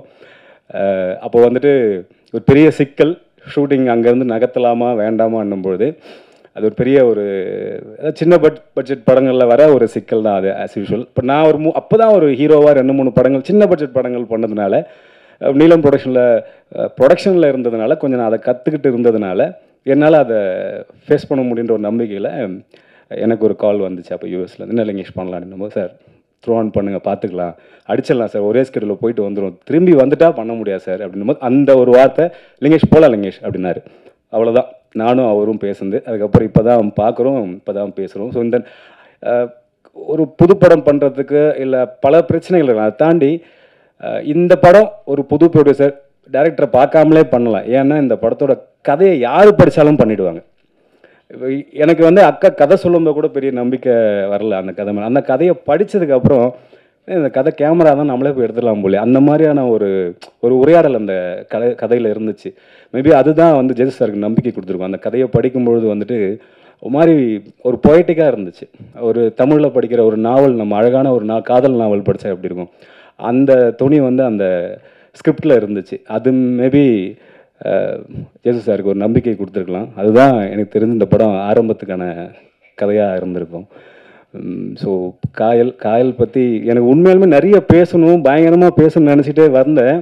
காயல்னு ஒரு ஃபேமிலி எனக்கு கிடச்சிது. பட் பாட்டெல்லாம் பார்த்தப்பறம் என் ஃபேமிலி என்னை விட்டு போயிடுன்னு ஒரு பயம் வர ஆரம்பிச்சு நிறைய மறந்துட்டேன் ஆக்சுவலாக.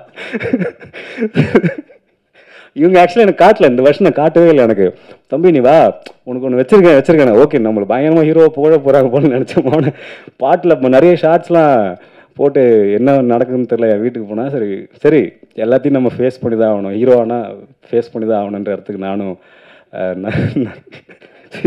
நகர்ந்துட்டேன். Okay, Swagatha and Isaac sir, Anumol, அப்புறம் காயத்ரி வரல, அப்புறம் பரத் மச்சி, ரமேஷ் திலக், எல்லாருமே ஒரு ஃபேமிலியாக இந்த படத்தை நாங்கள் நடித்தோம். ஆக்சுவலாக இந்த படத்துக்குள்ளே நான் வந்ததுக்கான மிக முக்கியமான காரணம் அப்படின்னு ஒருத்தர் இருப்பார்ல, தமயந்தியாக்கெல்லாம் எனக்கு யாருன்னே அப்போ தெரியாது. கார்த்தி தம்பி தான். ஆக்சுவலாக பயங்கர ஆக்டிவாக அவர் இப்படி நிற்கவே மாட்டார், அப்படி நடந்துக்கிட்டே இருப்பார்னு அனுமோல் மேடம் சொன்னாங்களே. ஆக்டிவாக அதெல்லாம் கிடையாது, அவனுக்கு காலில் ராடு வச்சிருக்க, ஒருத்தர் நிற்க முடியாது. அடிக்கடி டென்ஷன் ஆகிடுவான். தம்பி விட்றா பார்த்துல, அவனுக்கு ஒரு கேமரா கொடுத்தா போதும், ஒரு கேமரா கொடுத்துட்டு அவன் கேட்குற லென்ஸ் கொடுத்தா போதும், செம்மையாக ஃப்ரேம் வச்சிருவான். சும்மாலாம் வைக்க மாட்டான். அண்ணே அப்படி போங்கன்னு சொல்லிட்டு ஒன்றுவான். என்ன நான் 1 கிலோமீட்டர் தூரத்தில் இருப்பான், அவங்க இங்கேயோ இருப்பான், நடங்கன்றுவான். எனக்கு செம கோவம் வந்து, டேய் ஏன்டா அப்படி பண்ணுற அப்படின்னு. கிட்ட பார்த்தோன்னே அந்த ஷார்ட்டை காட்டுவான், ஏன்னா இவ்வளோ சூப்பராக இருக்குது, அதானே அப்படி தான் சூப்பரான ஒரு கேமராமேன். கார்த்தி நானும் காலேஜ் ரோட்னு ஒரு படம், முதல் படம், அதில் தான் 2 பேரும் ஒர்க் பண்ணோம். அதில் கேமராமேன் கார்த்தி தான். ஏன்னா நான் தானே அப்போ அந்த படத்துக்கு பாதி ப்ரொடக்ஷன் பார்த்துக்கிட்டேன், ப்ரொடியூசர் என்ன நம்பி தான் கொடுத்தாரு. பார்த்தீங்களா, அந்த படத்தில் சுவாகதா பாட்டு பாடிருக்காங்க, பட் எனக்கு அது தெரியாமல் இருக்கு. ஸோ அவங்ககிட்ட நாங்கள் சொன்னது, இவ்வளோ தானே காசு இருக்குது கார்த்தி, என்ன பண்ணலாம், நான் பார்த்துக்கலானே. ஸோ அந்த ஒரு கேமரா இருந்தால் போதும் கார்த்திக்கு, அவன் நினைக்கிற அந்த ஃப்ரேமை, இயக்குனர் கேட்குற அந்த ஷாட்டை, அதோடைய அழகு குறையாமல், அதோடைய அந்த உரையாடல் குறையாமல் ரொம்ப அழகாக ஒளிப்பதிவு பண்ணிவிடுவார் கார்த்தி. ஸோ கார்த்திக்கு இந்த படம் ஒரு சூப்பரான படமாக கண்டிப்பாக இருக்கும். ஏன்னா எழுதின விதம் எவ்வளோ பொய்ட்டிக்காக இருந்துச்சோ அதே போல் எடுத்த விதம் பொய்ட்டிக்காக இருக்குன்னா அது மிக முக்கியமான காரணம் கார்த்தி தான்.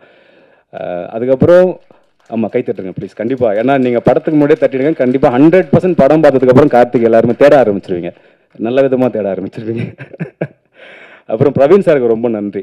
ஏன்னா நாவலாக இருக்குன்னா, அப்போ நாவல் நம்ம ஏற்கனவே 3 மணி நேரம் படிப்போம்ல, அது படமாகனா ஒரு 2-2.5 மணி நேரம் தான் உட்காந்து பார்க்க முடியும் போது ஒரு 2.75 மணி நேரம் இருந்துச்சு. பிரவீன் சார் ரொம்ப நைஸாக சொல்லுவோம், சார் எப்படி அது சார் நம்ம பார்த்தல விடுங்கத்தில் அப்படின்னுவார். ஸோ இந்த படத்தை ரொம்ப அழகாக அந்த அந்த ஜூஸ் குறையாமல், அந்த பொய்டிக் குறையாமல், அந்த விஷுவல்ஸோட எந்த சென்ஸுமே குறையாமல் அதை அடுக்கி வச்சதில் மிகப்பெரிய பங்கு வந்து பிரவீன் சாருக்கு உண்டு. ஸோ பிரவீன் சாருக்கு மிகப்பெரிய நன்றி. So okay. அப்புறம் அனுமோல் மேடம்க்கு எனக்கு பெரிய சீன்ஸ் இல்லை, ஆனால் ஒவ்வொரு நாளும் பொறாமப்படுற மாதிரி தமைந்தாக்கான்னு சொல்லிட்டே இருப்பாங்க. நேற்று அனுமோல் நடித்தாங்க தம்பி, பிரிச்சுட்டாங்க தம்பி, ஐயோ அப்படின்வாங்க. ஆமாம், எனக்கு ஒரு சீனி அவங்ககிட்ட கொடுக்காதீங்க, இதை மாதிரி புகழ்ந்துக்கிட்டே இருங்க அப்படின்னுவேன். பட் ஏதோ எனக்கு சுவாகதாவும் காயத்ரி இப்படி என் வாழ்க்கை அப்படியே சிம்பிளாக அவங்க கூட ஒரு 10 நாள் ஷூட்டிங் இருந்துச்சு. அப்புறம் சுவாகதா கூட 10, அப்படியே என் வாழ்க்கை கொஞ்சம் சிம்பிளாகவே போயிடுச்சு. அப்புறம் பரத் கூட ஒரே ஒரு நாள் ஒரே ஒரு ஷாட்டு, அதுவும் அதுக்கப்புறம் அப்படி முடிஞ்சது. நல்ல நண்பர்கள் அதுக்கப்புறம் நாங்கணும். அப்புறம் ஐசக் சாரை பற்றி சொல்லி ஆகணும். நிறைய வில்லன் கதாபாத்திரம் நம்ம அவரை பார்த்துருப்போம், ஆனால் ரொம்ப குழந்தையா அப்படி ஒரு மனிதன் நான் பார்க்கவே முடியாத அளவுக்கு ஒருத்தர் இருந்தார். பயங்கர சூப்பரான ஒரு நண்பன் தான் அவர். ஆக்சுவலாக அவர் வேறு எங்கேயுமே அவர் வைக்க முடியாது. எனக்கு ஒரு நல்ல ப்ரோ அவர். ஆக்சுவலாக ஸ்பாட்டில் அவ்வளோ ஜாலியாக என் கூட பேசிக்கிட்டு 2 பேரும் உட்காந்து நிறைய ரொம்ப நேரம் நைட்டு ஷூட்டு தான். நாங்கள் 2 பேரும் ரொம்ப செம்ம ஜாலியாக 2 பேரும் உட்காந்து ரொம்ப நேரம் பேசிக்கிட்டே இருப்போம். அந்த சீனை தாண்டி நாங்கள் 2 பேரும் பேசிக்கிட்டே இருப்போம். ஒரு சூப்பரான ப்ரோ எனக்கு அந்த படத்தில் கிடச்சார். இறுதியாக இயக்குனர் பற்றி, ஏன்னா என்னோடய லைஃப் வந்துட்டு ரொம்ப நேரம் பேசுகிறேன்னா தெரியல, பட் பேசிடுறேன் நான். என்னோடய லைஃப் வந்துட்டு பெண்கள் சூழ்ந்த லைஃப் தான். அம்மா கூட பிறந்தவங்க 2 தங்கச்சிங்க, அப்புறம் மாமாவோட ஒய்ஃப் மாமி, அப்புறம் 2 அக்கா எனக்கு, அப்புறம் பெண் தோழிகள் அதிகம் எனக்கு, அப்புறம் ஆங்கராக இருந்தேன், பெண் ரசிகைகள் அதிகம். அந்த உலகத்தை விட்டுட்டு நான் அப்புறம் வந்துட்டேன் நான். ஸோ எனக்கு என்னோடய வாழ்க்கையில் நிறைய என்னோட அம்மா வந்துட்டு ஒரு ஜோன், ரொம்ப பயங்கரமான அடமன் டைப். அவங்க நினைக்கிறது நடக்கணும், அது யாராக இருந்தாலும் சரி. அந்த மாதிரி ஒரு டைப் அவங்கள நான் ஹேண்டில் பண்ணணும். முடியுமா இல்லையான்னு தெரியல. அது என்னோட பெரிய அக்கா ஒரு டைப், மனசுக்குள்ளேயே ஒன்று வச்சுப்பாங்க, ஆனால் நான் புரிஞ்சுக்கணும் அதை. என் சின்னக்கா வந்து ஒரு டைப்பு, அவங்க எப்படின்னா டக்குன்னு பேசிடுவாங்க, நான் எதிர்த்து பேசினா கோவம் வரும். இப்போ என்னோடய அம்மாவோட தங்கச்சிங்க இருக்காங்க, அவங்க 2 பேர், அவங்க ஒரு பெரிய சித்தி ஒரு டைப்பு. அவங்க எப்படின்னா ரொம்ப அன்பான அந்த அன்பை ஹேண்டில் பண்ணுறது ரொம்ப கஷ்டம். சின்ன சித்தி இருப்பாங்களே, அவங்க எப்படின்னா ரொம்ப ஃபாஸ்ட்டு, பயங்கர ஃபாஸ்ட்டான ஒரு டைப்பு. அவங்கள ஹேண்டில் பண்ணுறது கஷ்டம். இப்படி அப்புறம் என் மனைவி பற்றி முதல்ல இப்போ தான் நான் பேசுகிறேன். என் மனைவி எப்படின்னா வந்து டோட்டலாக எதையுமே சொல்ல மாட்டாங்க, ஆனால் நான் புரிஞ்சு அதை பண்ணணும். இப்படி பல பெண்களை வந்துட்டு என் வாழ்க்கையில் இவங்க யாரையுமே நான் அவாய்ட் பண்ணவே முடியாது. இவங்க கூட பல சண்டைகள் இருக்கலாம், பிரச்சனைகள் இருக்கலாம், யாரையுமே அவாய்ட் பண்ண முடியாது. எங்கேயோ ஒரு இடத்துல நான் இவங்க மேலே அன்பு வைக்கிறது, இவங்க கூட சண்டை போடுறது, இவங்க கூட பேசுறது, இவங்களை புரிஞ்சு நடந்துக்கிற இடத்துல நான் இருந்துக்கிட்டே இருப்பேன். அந்த வரிசையில் எனக்கு தமயந்தி அக்கா வந்து சேர்ந்துட்டாங்க. நான் சொன்னல எங்கள் அம்மாவோட தங்கச்சி, தங்கச்சி, அவங்க பேர் தமயந்தி. நான் அப்படி தான் பார்த்துட்டேன் அவங்க டக்குன்னு. அந்த பேரை கேட்டவுடனே எனக்கு என் சித்தி ஞாபகம் வந்துடுச்சு. நம்ம இந்த பேர் எங்கள் அம்மாட்ட சொல்கிறேன் நான் ஃபஸ்ட்டு, இந்த மாதிரி சித்தா பேர் வச்சு ஒருத்தன் கதை சொன்னாங்க, நான் பண்ணிடலான்னு நினைக்கிறேன் அப்படின்னு நான் சொன்னேன். அதுக்கப்புறம் தான் அந்த கதை எனக்கு பிடிச்சிது. அதுக்கப்புறம் அவங்க என்னை வந்து நடிக்க சொன்னாங்க அப்படின்றதுலாம் அதுக்கு அடுத்து எனக்கு அந்த நேமும், அவங்க என்னை வந்து முதல் நாள் பார்த்து முதல் நாள் நாங்கள் 2 பேரும் பார்க்கும்பொழுதே அவங்க வந்துட்டு அன்னைக்கு கதை சொல்லி முடிச்ச உடனே அவங்க சொன்னது என்கிட்ட, தம்பி இது பண்ணுறீங்களா அப்படின்னு தான் கேட்டாங்க. எனக்கு அப்படி ஒரு அப்ரோச் என் லைஃப்பில் நடந்ததே கிடையாது. கூப்பிட்றேன்னு சொல்லுவாங்க, இல்லைனா சொல்லி விடுறேன்னு சொல்லுவாங்க, நான் போய் வாய்ப்பு கேட்பேன். இப்படி தான் நடந்திருக்கு லைஃப்பில். ஒரு டைரக்டர் என்னை கூப்பிட்டு முதல் நாள் பார்த்து அடுத்த ஒரு 2 ஹவர்ஸில் ஒரு கதையை சொல்லிவிட்டு நீங்கள் பண்ணுங்கள் தம்பி, கரெக்டாக இருக்கும் அப்படின்னு சொன்னாங்க. ஸோ அந்த நம்பிக்கையின் பேரில் தான் நான் அன்றைக்கி ஈவினிங்கே அக்கா நம்ம இதை பண்ணலாம் அப்படின்னு சொல்லிட்டு அப்படியே கன்னியாக ஆரம்பிச்சு. அதுக்கப்புறம் எனக்கு வீட்டிலாம் கூப்பிட்டு சாப்பாடுலாம் போட்டு என்ன நல்லா வளர்த்தாங்கன்னு வச்சுங்களேன். ஒரு 1 வருஷம் 1.5 வருஷம் அந்த படம் முடிவுக்கு நல்லா அன்பாக பார்த்துக்கிட்டாங்க. அப்புறம் இந்த ட்ரெய்லரில் கேட்குற மாதிரி தான் காதல் இல்லாத ஒரு காதல் கதை. நான் முக்கியமான ஒருத்தரை பற்றி சொல்லிடணும், நான் சொல்லிடுறேன். நான் படம் ஏறக்குறைய ஒரு 20-25 நாள் போகும்போது காயல் பார்த்தா தெரியும், அதில் வந்து ஒரு 70-80% வந்து தமயந்தி அக்கா லைஃப்பில் நடந்த கதை தான். அப்போ நான் கதையை படித்த உடனே இந்த படத்தில் நான் வேறு நடிக்கிறேன்ல, ஹீரோவை நடிக்கிறேன். அப்போது அந்த பெண்கள் ஏதோ ஒரு கதாபாத்திரமா தமயந்தி அக்கா கண்டிப்பாக இருக்காங்க. ஒரு சுவாகதா கேரக்டர்லையோ இல்லை காயத்ரி கேரக்டர்லையோ தமயந்தி அக்கா கண்டிப்பாக இருக்கிறாங்க, அதில் மாற்றுக்கிறது. அப்போ நான் நடிக்கிறதுல என்ன ஆகுதுன்னா, சே இந்த பொண்ணு இந்த வாழ்க்கையில் இவ்வளோ கஷ்டப்பட்டுருக்கே, சே என்னடா இது அப்படின்னு நான் ஃபீல் பண்ணிகிட்டே இருக்கேன். அதை முடித்தோடனே இவங்களை பார்ப்பேன், இவங்க எப்படி இப்படி ஆக்ஷன் சொல்கிறாங்க, இவ்வளோ வாழ்க்கையில் கஷ்டப்பட்டுட்டு எப்படி அந்த ஆக்ஷன் சொல்லிகிட்டே இருக்காங்க அப்படின்னு சொல்லி எனக்கு ஒரு 15-20 நாளாக போகுது. நம்ம பாண்டிச்சேரியில் ஷிஃப்ட் ஆகி வேளாங்கண்ணி வரோம். எனக்கு கேட்கலாமா வேணாவா. அப்போ நான் ஒரு சில நேரத்தை கேட்பேன், இது உண்மையாலுமே உங்கள் லைஃப்பில் நடந்துச்சேண்ணா, விடுங்க தம்பி அப்புறம் பார்த்துலான்னு. எனக்கு அவங்க மேலே ஒரு மிகப்பெரிய மரியாதை அப்படியே கூட்டிகிட்டே போகுது ஒரு நாளாக. இப்போது இவங்க ஓகே, நான் வந்துட்டு தமிழில் அப்போ சரி நீங்கள் தமயந்தி இந்த கதாநாயகியோடைய கேரக்டர் உங்கள் லைஃப்பில் நடந்துச்சு, இப்போ என் கதாபாத்திரம் யார் அப்படின்னா, அவன் வருவான், 2 நாள் கழிச்சு வருவான், வெயிட் பண்ணுங்க அப்படின்னு என்கிட்ட சொன்னாங்க. சரி ஓகே ரைட்னோடனே இப்போ என்னோட கேரக்டர் ஆல்மோஸ்ட் ஒரு 3/4 முடிஞ்சிருச்சு. இப்போ நான் பண்ண கதாபாத்திரம் எனக்கு ரொம்ப பாதிப்பு ஏற்பட்டுச்சு. ச்சே என்னடா இது, ஒருத்தன் இவ்வளோ பயங்கரமாக லைஃப்குள்ளே இருந்திருக்கான் தமயந்தி அக்கா லைஃப்பில், இந்த கதைக்குள்ளே ஒரு ஹீரோவாக அதை நம்ம பண்ணியிருக்கோம் அப்படின்னு சொல்லிட்டு எனக்கு இப்போ என் கதாபாத்திரம் மேலே ஒரு மிகப்பெரிய மரியாதை வந்துருச்சு. அப்புறம் பார்த்தா அவர் யார் தாங்க்கா அவர், அந்த தமிழ் யார் தாங்க்கா போது 2வது நாள் ஒரு 25-30வது நாள் வராது ஆனந்த் சார் எழுந்துருங்க சார் எழுந்துருங்க. எனக்கு thank you sir, thank you so much.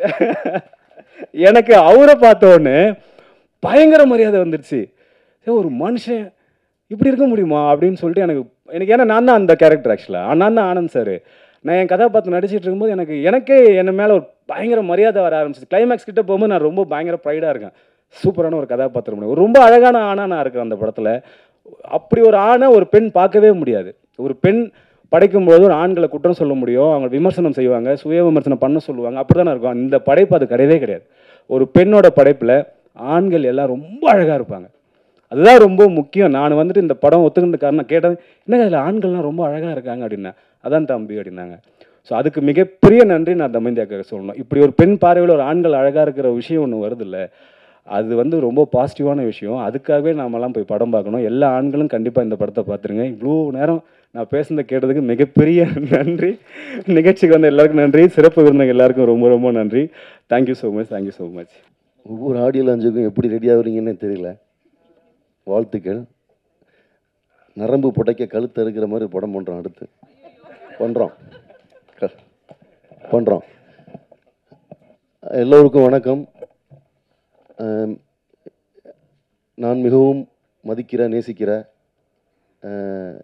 நமது ஓவியர் கலை பொக்கிஷம் மருது சார் இருக்கக்கூடிய மேடையில் நிறைய தெரிந்த முகங்கள், நிறைய தெரிந்த நண்பர்கள், ரொம்ப மகிழ்ச்சியான ஒரு நாளாக பார்க்குறேன். கடல் ரொம்ப எப்போவுமே அழகு. கடல் நம்ம எவ்வளோ துயரங்கள் இருந்தாலும் கடலை பார்த்தா போதும், நமக்கு கடல் ஒரு பெரிய நம்பிக்கையை தந்துடும்.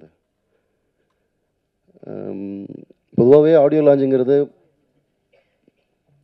ஒரு படத்துக்கான பிஸ்னஸ் பர்பஸுக்காக தான் நம்ம பிளான் பண்ணுவோம். ஆனால் அது ஒரு வழக்கமான ஒரு எமோஷ்னல் ஈவெண்ட்டாக மாறிடும். இப்போ இந்த படத்தை பொறுத்த வரைக்கும் பொதுவாக சமீப காலங்களாக நான் என்னென்னு பார்க்குறேன் அப்படின்னா போராட்டங்கள் ஆக்சுவலி சினிமா தானே பண்ணுறோம். நம்ம ஒன்றும் சமூகமில் பெரிய மாற்றங்களை நம்ம சினிமா உருவாக்கிடாது. அப்படி உருவாக்குறதா இருந்தால் கருப்பு விலை காலகட்டங்களே சினிமா உருவாக்கியிருக்கணும். ஆனாலும் நம்முடைய போராட்டங்கள்ங்கிறது கடல் சார்ந்த படங்கிறதுனால நான் சொல்கிறேன்.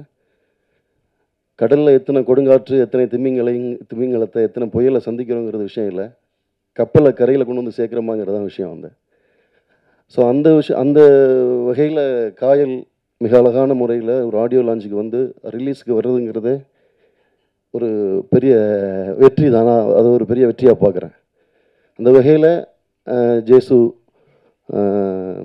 எல்லாருமே ரொம்ப ஆச்சரியமாக இருக்குது. பார்க்காத ப்ரொடியூசர் இருக்கிறாங்க. நாங்கள்லாம் எல்லா நேரமும் ப்ரொடியூசரை பார்த்துட்டே இருக்கணும். மருது சார் சிரிக்கிறாரு. மருது சாருக்கு எங்களுக்கு ஒரு பெரிய கதையெல்லாம் இருக்குது. என்னுடைய முதல் படத்துக்கு மருது சார் ஆர்ட் டைரக்டராக பண்ண வேண்டியது பண்ணார். அது இப்போவும் நான் மருது சாரை மிஸ் பண்ணதுக்கு நான் எப்போவுமே வருத்தப்படுற ஒரு விஷயம்.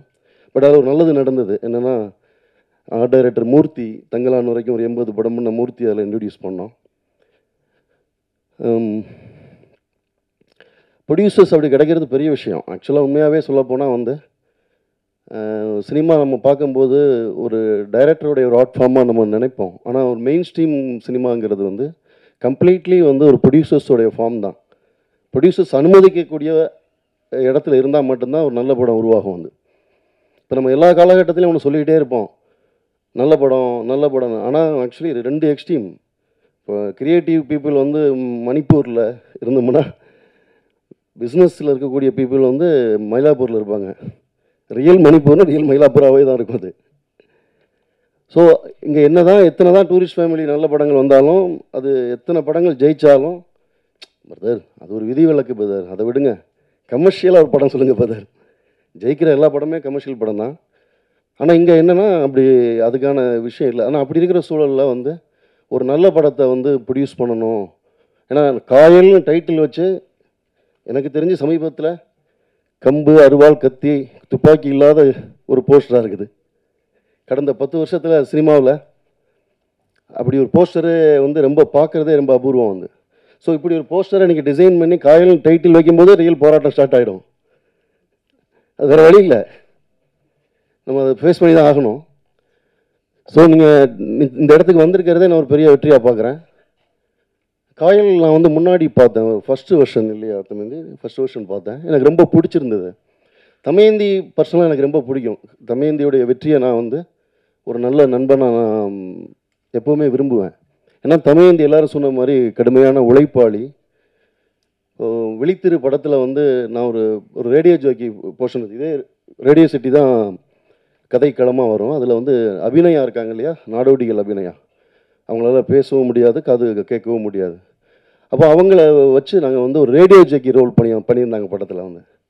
ஸோ அந்த ஒரு ரேடியோ ஜாக்கி ரோல் வரும்போது அந்த போர்ஷன் எழுதணும் அப்படிங்கும்போது தமயந்தி வந்து இப்போ ரேடியோவில் இருந்ததுனால தமயந்தியை கூப்பிட்டு எழுத சொன்னேன். விழித்திரையில் வந்து அவங்க one of the script writer.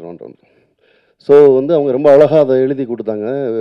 ரொம்ப நிறைய மூமெண்ட்ஸில் அதில் ரொம்ப அழகாக பண்ணாங்க. திடீர்னு ஒர்க் பண்ணிகிட்டே இருக்கும்போது மீரா நான் ஒரு பாட்டு எழுதிட்டுமான்னு கேட்டாங்க. எனக்கு தூக்கி வாரி போட்டுருச்சு. ஏன்னா படத்தில் வந்து அப்போ விழித்திரையில் பாட்டே கிடையாது. ஆக்சுவலி அவங்களுக்கு தெரியும் வந்து அது ஒரு ஒன் நைட்டில் நடக்கிற ஒரு படம் வந்து.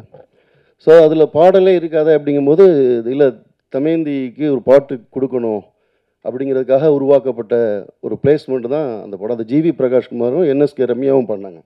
ரொம்ப அழகான, ரொம்ப பிரமாதமான ஒரு பாட்டு, வெள்ளை இரவே அப்படின்னு ஒரு பாட்டு வந்து எனக்கு ரொம்ப ஆச்சரியமாக இருந்தது. ஏன்னா அந்த பல்லவி அவங்க வெள்ளை இரவேன்னு ஆரம்பிக்கும் போதே நம்ம அந்த வெளித்திருடைய ஃபஸ்ட்டு டைட்டிலே வெந்நீர் இரவு தான் வந்து. ஸோ அதை ரொம்ப அழகாக அவங்க கேட்ச் பண்ணி அதை எழுதுனாங்க. கொஞ்சம் கேட்குறது தான் வந்து. ஸோ ரொம்ப ரொம்ப அழகான ஒரு பாடலாசிரியர். தொடர்ந்து ஒரு 50 படங்கள் வரைக்கும் எழுதிட்டாங்க. ஸோ தமயந்தியை ஒரு பாடலாசிரியராக அறிமுகப்படுத்தினதில் நான் ரொம்பவே பெருமைப்படுறேன். ஏன்னா எப்போவுமே நம்ம வந்து சினிமாவில் நமக்கு எக்ஸ்டாப்ளிஷ்டான ஒரு குதிரை மேலே ஏறி ஓடுறது வந்து, அதுவும் எல்லோரும் சொல்கிற மாதிரி ஸ்ட்ரகிள் பண்ணக்கூடிய டெக்னீஷியன்ஸுங்களுக்கு அது ரொம்ப தேவைப்படும். ஆனால் அப்படி இருக்கக்கூடிய சூழலில் ஒரு புதிய ஆட்களை வந்து ஒரு வாய்ப்பாக நம்ம உருவாக்கும் போது அதுக்குள்ளார ஒரு எதிர்பார்ப்பு இருக்கும். என்ன எதிர்பார்ப்புனா, இவங்க ஜெயிச்சிடணும், இவங்க அந்த இடத்த வந்து சரியாக பயன்படுத்திக்கணும். நம்ம எப்போவுமே ஒரு விதையை ஊனி அதுக்கு தண்ணியை வார்க்கும்போது அது ஒரு நல்ல செடியாக முளைச்சி காய் காய்ச்சி ஒரு மரமாக அது முளைச்சிடணும் அப்படின்னு நம்ம விரும்புவோம். அவர் எல்லாத்தையும் தாண்டி அது மரமாக முளைச்ச பிறகு அது நமக்கு நிழல் தரணுங்கிறத விரும்புவோம் வந்து. ஆனால் சினிமாவுடைய சாபம் என்னென்னா, செடியாக முளைச்சி விழுது விட்டு ஆலமரமாக மாறிடும், ஆனால் நிழல் தராது. சினிமாவை பொறுத்த வரைக்கும் என்னென்னா வந்து குரானில் ஒரு வாசகம் உண்டு, நன்றி இல்லாத மனிதர்கள் ஆடை இல்லாத மனிதன் அப்படின்னு. ஆனால் சினிமாவில் அதை ரொம்ப ரொம்ப ரேராக தான் பார்க்க முடியும் வந்து. ஸோ அப்போ இன்னொரு புதியவர்கள் இன்னும் அறிமுகப்படுத்தும் போது இன்னொரு விஷயம், இப்படிலாம் நம்ம நிழல் தரக்கூடிய விஷயமா இருக்குன்னு நம்ம எதிர்பார்ப்போம். நிழல்லாம் என்ன, அவங்க நம்ம எங்கேயாவது ஒரு இடத்துல சொல்லணும் அப்படின்னு. ஆனால் தமயந்தி பார்த்திங்கன்னா அந்த விஷயத்தில் ரொம்ப எத்தனையோ பேரை நான் வந்து இந்த 3 படத்தில் அறிமுகப்படுத்திருக்கிறோம். தமயந்தி அதில் ரொம்ப ஸ்பெஷல். தொடர்ந்து நம்ம கூச்சப்படுற அளவு நன்றி சொல்லிகிட்டே இருப்பாங்க. ஐயோ தமயந்தி சொல்லாதீங்க, ரொம்ப கூச்சமாக இருக்குது அப்படின்னு வந்து. நன்றி நவிழ்தல், நன்றி சூழ்றது இருக்குல்ல, அது ஒரு பெரிய விஷயம் வந்து. அது தமயந்திக்கிட்ட எனக்கு ரொம்ப பிடிச்ச விஷயம். ஏன்னா அப்படி இருக்கிற ஒரு சூழலில் தான் காயல் மாதிரி ஒரு படம் வரும் வந்து. ஸோ அதை ரொம்ப அழகாக அதை பண்ணியிருக்கிறாங்க. நடித்தவங்க அனுமோல் மேடம், அவங்க வந்து எனக்கு ரொம்ப பிடிச்ச ஒரு ஆக்டர்ஸ். நான் மலையாளம் டைரக்டர் லோகிதாஸோட ஒர்க் பண்ணதுலேருந்து சின்ன வயசுலேருந்து உங்களுடைய ஆக்டிங்லாம் பார்த்துட்ருக்குறோம். இப்போ அவர் ஜேசுவை மலையாளத்துக்கு கூப்பிட்றீங்க. அவர் மாதிரி ப்ரொடியூசர்ஸ் இங்கே தான் தேவை இருக்குது. அங்கே நிறைய பேர் அப்படி இருக்கிறாங்க. நீங்கள் எங்கேயே படம் பண்ணுங்கள், தொடர்ந்து பண்ணுங்கள். அப்புறம் லிங்கேஷ் தொடர்ந்து ஒரு நல்ல நடிகர், எஃபர்ட் நிறைய போடக்கூடிய ஒரு நடிகர். நீங்கள் நல்ல அழகான ஒரு சுவாகதா, ரொம்ப அழகாக நடிச்சிருந்தீங்க. ஆமாம் ஐசக் சார், நீங்களும் ரொம்ப அழகாக பண்ணியிருந்தீங்க. இந்த விழாவின் நாயகர் ஜஸ்டின் கெனன்யா சொல்லிட்டேன் நான் கரெக்டாக? சரி, அவர் ரொம்ப சூப்பராக பண்ணியிருந்தார். ஏன்னா வந்து அந்த பாட்டு ரொம்ப ரொம்ப நல்லா இருக்குது, தேன்மொழி பாட்டு. டெஃபினெட்லி அது ஒரு பெரிய ஹிட் ஆகும். இந்த படத்துக்கு ஒரு பெரிய உங்களுக்கு வந்து ரீச் ஆகிறதுக்கான ஒரு பெரிய விஷயமா இருக்கும். எடிட்டர் பிரவீன், பர்சனலாக அவர் எனக்கு தெரியும், லால் சலாம்லாம் பண்ணியிருக்கார். லால் சலாம் மாதிரி ஒரு பெரிய படம்லாம் பண்ண ஒரு எடிட்டர். நம்ம ரமேஷ் வைத்தியா, ஆமாம் ஆமாம், ஒரு பெரிய நட்சத்திர நடிகராகவும் உருவாகிட்டு இருக்காரு. ஸோ பாடகர் நிவாஸ். நிறைய காயல் பற்றி பேசலாம். இதில் வந்து நிறைய விஷயங்கள் இருக்குது. குறிப்பாக வந்து இன்றைக்கி சமகாலத்தில் நடக்கக்கூடிய மிக முக்கியமான ஒரு விஷயத்தை வந்து இன்றைக்கி சமகாலத்தில் அது எப்போவுமே நடந்துக்கிட்டு தான் இருக்குது இந்தியா மாதிரி ஒரு சமூக சூழலில். அதை அவங்க தொட்டு ரொம்ப அழகாக படம் பண்ணியிருக்கிறாங்க. அதை ரொம்ப அழகாக காட்டின சினிமாட்டோகிராஃபர். நான் அவங்கள்ட்ட ஃபஸ்ட்டு படம் பார்த்த உடனே நான் கேட்டேன், யார் சினிமாட்டோகிராஃபர் தான் கேட்டேன் அவன்கிட்ட. நல்ல பெரிய கேமராமேனாக வருவீங்க, ரொம்ப ஒவ்வொரு ஃப்ரேமும் கிட்டத்தட்ட ஒரு நல்ல ஒரு ஓவியம் மாதிரி பண்ணியிருந்தீங்க. படம் சம்மந்தப்பட்ட எல்லோருக்குமே வாழ்த்துக்கள். எல்லாத்தையும் தாண்டி இப்போ பத்திரிகைகள் சின்ன படங்களை எப்போவுமே கூட நின்றுருக்கிறீங்க. ஏன்னா இன்றைக்கி இருக்கக்கூடிய காலகட்டங்களில் ஒரு சின்ன படம் தேட்டருக்கு வர்றதுங்கிறது வந்து ஒரு பெரிய சவாலான விஷயந்தான். அந்த மாதிரியான காலகட்டங்களில் பத்திரிகை ஊடகங்கள் தான் சின்ன படங்களுக்கு எப்போவுமே துணையாக இருந்திருக்கு. தமயந்தி மாதிரி பெண் இயக்குனர், சாரி அப்படி சொல்லக்கூடாது, இயக்குனரில் பெண் இயக்குனர் ஆண் இயக்குனர்லாம் ஒன்றும் கிடையாது. அப்படி கவிதா கூட சொன்னாங்க ஆரம்பிக்கும் போது, இயக்குனர் தான் வந்து, அது என்ன பெண் இயக்குனர் அப்படிலாம் கிடையாது. பட் ஆனால் பெண் இயக்குனர் சொல்ல வேண்டிய சில தேவையும் இருக்குது. ஏன்னா இது ஒரு ஆணாதிக்கமான ஒரு சமூகம். இந்த சமூகத்துக்குள்ளார ஒரு பெண் வந்து தன்னோட இடத்த பிடிச்சி போராடி இங்கே நிற்கிறதுங்கிறது சாதாரண விஷயம் கிடையாது. அது ஒரு பயங்கரமான விஷயம். அதனால் நம்ம வந்து பெண் இயக்குனர்களை நம்ம ரொம்ப ஸ்பெஷலாக வந்து நம்ம பார்க்கணும். பெண் இயக்குனர்கள் படம் பண்ண வரும்போது காயல் மாதிரியான படங்கள் வரும், வாழ்க்கையை ரொம்ப நுட்பமாக கவனிக்கக்கூடிய படங்கள் வரும். தமயந்தி தொடர்ந்து நிறைய படங்கள் செஞ்சு நிறைய ஜெயிக்கிறதுன்னு அதெல்லாம் அந்த சொல்லவே கூடாது. தொடர்ந்து படங்கள் பண்ணுங்கள். ஜெய ஸ்டுடியோஸ், ஏன்னா ஒரு ப்ரொடியூசர் வந்து புத்தகங்களுக்கு பின்னணியிலேருந்து பேசுகிறது இருக்குல்ல, தமிழ் சினிமாவில் காண கிடைக்காத ஒரு காட்சி. ஸோ நீங்கள் நல்ல ஒரு வாசிப்பாளருங்கிறது தெரியுது. நல்ல ரசனையான படங்களை செய்யுங்க. ஒரு எப்போவுமே வந்து தமிழில் நல்ல சினிமா எடுப்பது என்பது ஒரு ஒரு புதிய காட்டை வந்து வெட்டி உடைச்சி திறந்து போகிற மாதிரி தான். இருக்கிற பாதையில் ஒரு ஹைவேல ஈஸியாக ட்ராவல் பண்ணிட முடியும். ஆனால் ஒரு புதிய தடத்தை உருவாக்குறதுங்கிறது சாதாரண விஷயம் கிடையாது. அது ரொம்ப கஷ்டமான விஷயந்தான். ஆனால் நீங்கள் அதை முதல் படத்திலே செஞ்சுருக்கீங்கிறதுனால நிச்சயமாக அந்த இயற்கை உங்களோட துணை புரியும். தொடர்ந்து நிறைய படங்களை செய்யுங்க. எல்லோருக்கும் வாழ்த்துக்கள். படம் மிகப்பெரிய வெற்றியடைய எல்லோரும் துணை நில்லுங்கள். ஆடியோ ஃபங்க்ஷன் கூலி டிவியில் இப்போ ஒளிபரப்பாயிட்டிருக்கு. கிட்டத்தட்ட 1000 கோடி அடிக்கணும்னு சொல்லிட்டு இருக்காங்க. ஒரு பிஸ்னஸ் ரிப்போர்ட் சொல்கிறாங்க, கிட்டத்தட்ட 500 கோடி சம்பாதிச்சு பிஸ்னஸில், டேபிள் பிஸ்னஸ்லே அப்படின்னு சொல்கிறாங்க. ரொம்ப சந்தோஷமாக இருக்குது. இந்த மாதிரி ஒரு பிரம்மாண்டமான கடல் போல் இருக்கக்கூடிய ஒரு படத்துக்கு முன்னாடி, கடலுக்கு முன்னாடி இருக்க ஒரு காயல் ஒரு சிறிய பட நிகழ்வுக்கு வந்திருக்க பத்திரிகையாளர் நண்பர்கள் அனைவருக்கும் என்னுடைய மகிழ்ச்சியும் வணக்கத்தையும் தெரிவிச்சுக்கிறேன்.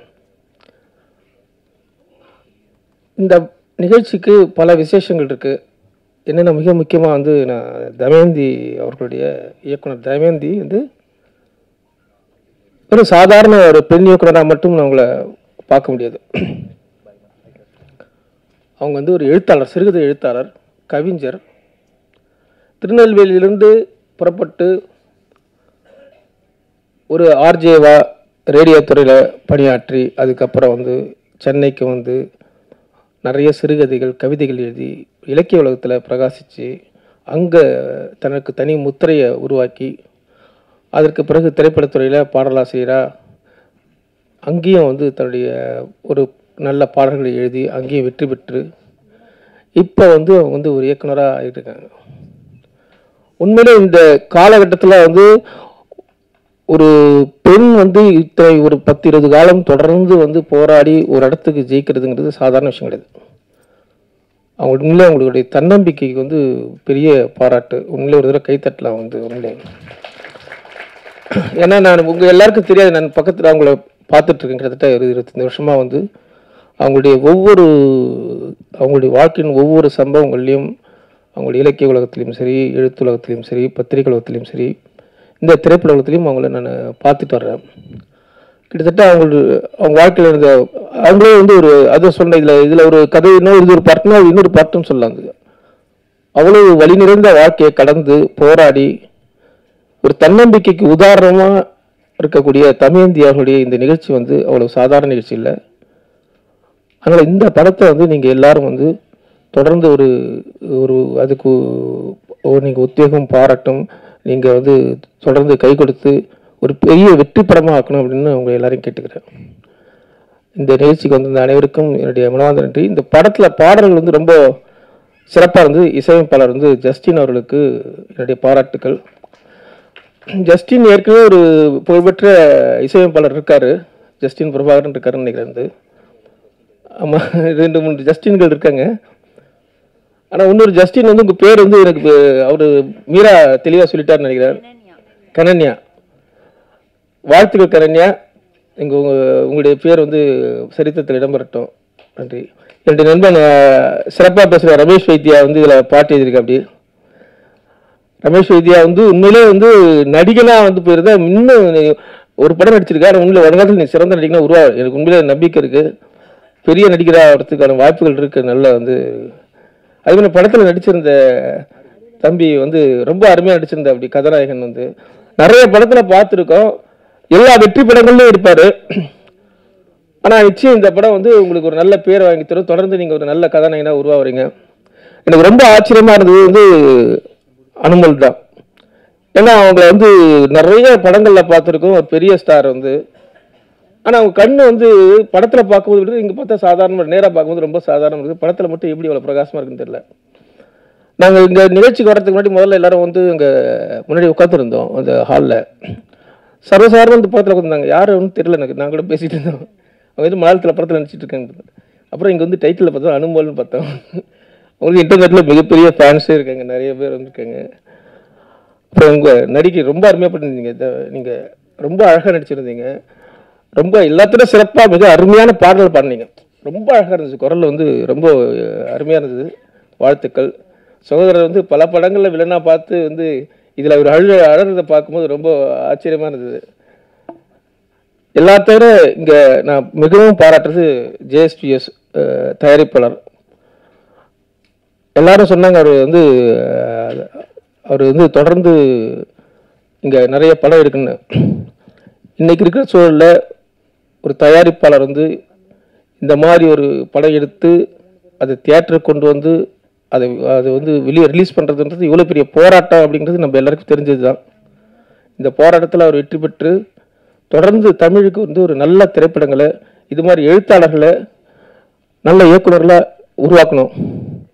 உண்மையிலே நான் வந்து இங்கே வந்து மிக முக்கியமாக சொல்ல வேண்டியது என்னன்னா, நானும் ஒரு எழுத்தாளர் வந்து இயக்குனராக ஆகிறதால நான் உண்மையிலே வந்து எழுத்தாளர் தான் இந்த உலகத்தில் வந்து எல்லாத்தோட மிகச்சிறந்தது அப்படின்னு நான் ரொம்ப நாள் நம்பிட்டு இருந்தேன். அது உண்மையும் கூட. ஏன்னா எழுத்தாளர் மட்டும்தான் இந்த உலகத்தை வந்து முன்னும் பின்னுமா பார்க்குறான். அவன் தான் இந்த உலகத்துக்கு வந்து சாட்சியாக இருக்கான். அவன் தான் இந்த உலகத்துக்கு வரலாறை சொல்கிறான். அவன் தான் இந்த உலகத்துக்கு எதிர்காலத்தையும் சொல்கிறான். ஒரு எழுத்தாளர் தான் எதிர்காலத்தை உருவாக்குறான். எழுத்தாளர் உருவாக்குற சொல் தான் எதிர்காலத்தில் விதையாக மாறுது. அவன் தான் எதிர்காலத்துக்கு வெளிச்சத்தை கொடுக்குறான். அவன் தான் கடமைகளை, அவன் இல்லைன்னா வரலாறே இல்லை. இன்னைக்கு இருக்கக்கூடிய சங்க பாடல் செயல்கள் இல்லைன்னா இன்னைக்கு வரலாறே இல்லை. அப்போ அதெல்லாம் பண்ண எழுத்தாளர்கள் தான் வந்து கடந்த காலத்தையும் சொல்கிறான். அப்போ இந்த உலகத்துக்கு எல்லாமே இருக்கக்கூடிய வழிகாட்டியாகவும் விளக்காகவும் இருக்கக்கூடிய ஒரு எழுத்தாளர் வந்து தான் இந்த உலகத்தில் எல்லா தொழிலாளர்களும் மிகச்சிறந்த தொழில் வந்து எழுத்து தான் அப்படின்னு தான் நினச்சிருந்தேன். ஆனால் அதனால தான் நான் வந்து ரொம்ப பெருமையாக இருந்தேன், கர்வமாக இருந்தேன். இயக்குனராக தான் எழுத்தாளர் தான் பெரிய ஆளாக இருந்தேன். ஆனால் என்னோட முதல் படம் இயக்குறப்போ தான் தெரிஞ்சது எல்லாரோட பெரிய ஆள் வந்து இயக்குனர் தான். கடவுளுக்கு அடுத்ததாக வந்து பார்த்தீங்கன்னா, ஏன்னா ஒரு படத்தை எடுத்து முடிச்சு அதை வெளியே கொண்டு வரதுக்கு சமாளிக்கிறது இருக்குல்ல, ரொம்ப ரொம்ப கஷ்டமான விஷயம். அதை விட சிரமமான விஷயம் நீங்கள் ஒரு எழுத்தாளராக, நீங்கள் ஒரு இயக்குனர், ஒரு மிகப்பெரிய ஒரு உலகத்தையே கூட நீங்கள் ஒரு ஜனாதிபதியாக நிர்வகிச்சிடலாம். ஒரு படத்தை மட்டும் இயக்கிக்கிட்டிங்கன்னா இன்றைய சூழலில், ஏன்னா அந்த அளவுக்கு வந்து அதுவும் முதல் பட இயக்குனருக்கு ஒரு படம் ஜெயிச்சிட்டிங்கன்னா அதுக்கப்புறம் நடக்கிற விஷயம் இல்லை. ஆனால் முதல் பட இயக்குனர் வந்து உங்களை நீங்கள் எல்லாரையும் நீங்கள் ஏன்னா அதுவும் குறிப்பாக எழுத்தாளருக்கு எல்லாரும் என்ன சொல்லுவாங்கன்னா, அவர் எழுதுறவர் ஆனால் இயக்குனர் தெரியாது அப்படின்வாங்க. சுற்றி இருக்க அத்தனை பேரும் உங்களுக்கு அட்வைஸ் பண்ண ஆரம்பிச்சிடுவாங்க.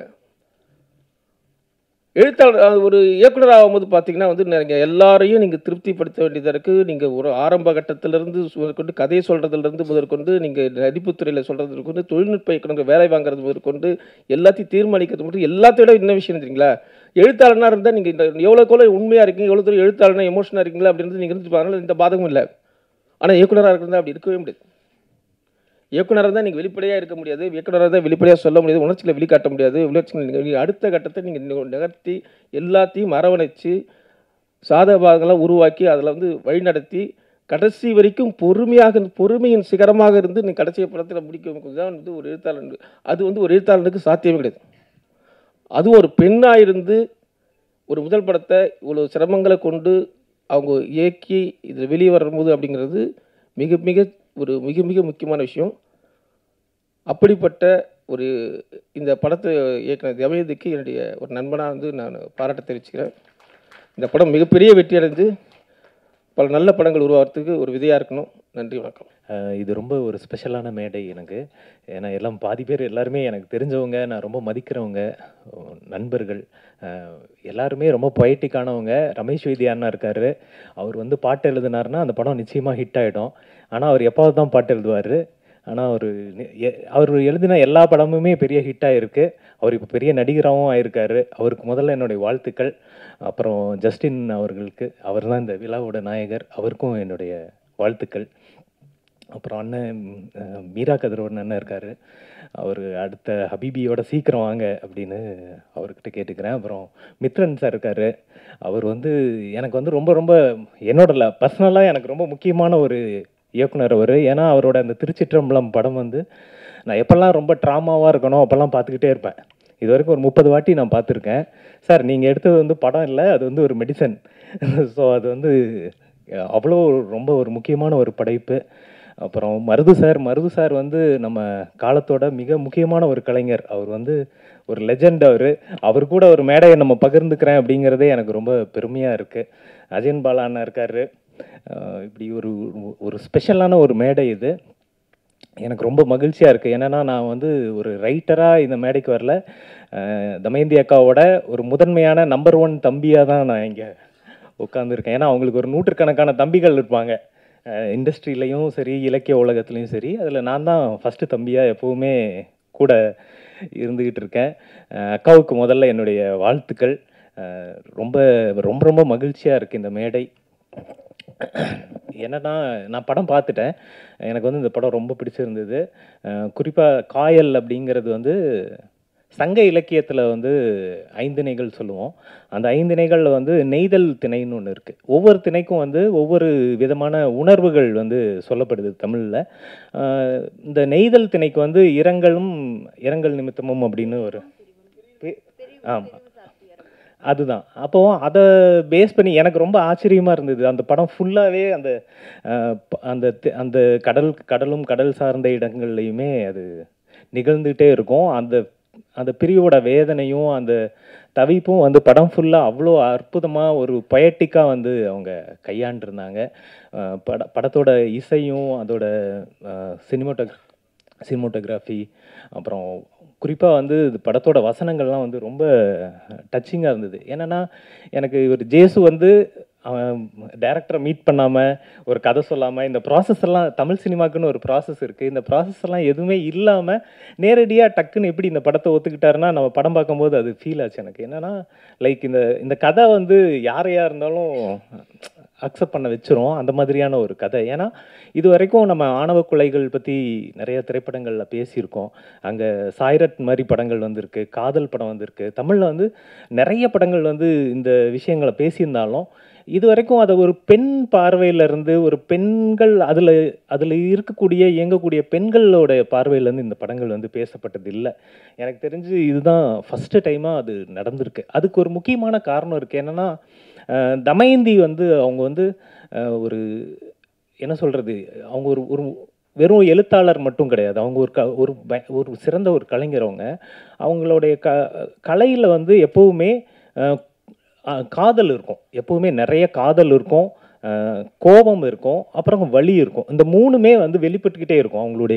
அவங்க கதையில் பார்க்கலாம், அவங்களோட கவிதைகளில் நீங்கள் பார்க்கலாம். அவங்க பாடல் எழுதுனாங்கன்னா அந்த பாடலில் இந்த 3 விஷயம் இருந்துக்கிட்டே இருக்கும். அவங்களுடைய நாவலில் இருந்துகிட்டே இருக்கும். அப்படின்னு அவங்க என்ன பண்ணாலும் அவங்க வந்து லைக் ஒரு வெள்ளம் வந்து எப்படி எல்லா பக்கமும் கிடைக்கிற சந்திலெல்லாம் பாஞ்சு போகுமோ அது மாதிரி எந்த கலை அவங்களுக்கு சாத்தியமாச்சுனாலும் அது வழியாக அந்த காதலையும் அன்பையும் வலியையும் வேதனையையும் வெளிப்படுத்திக்கிட்டே இருப்பாங்க. இந்த படத்துலையும் அது வந்து ரொம்ப அழகாக அற்புதமாக வந்து வெளிப்பட்டிருக்கு அப்படின்னு நான் நம்புகிறேன்.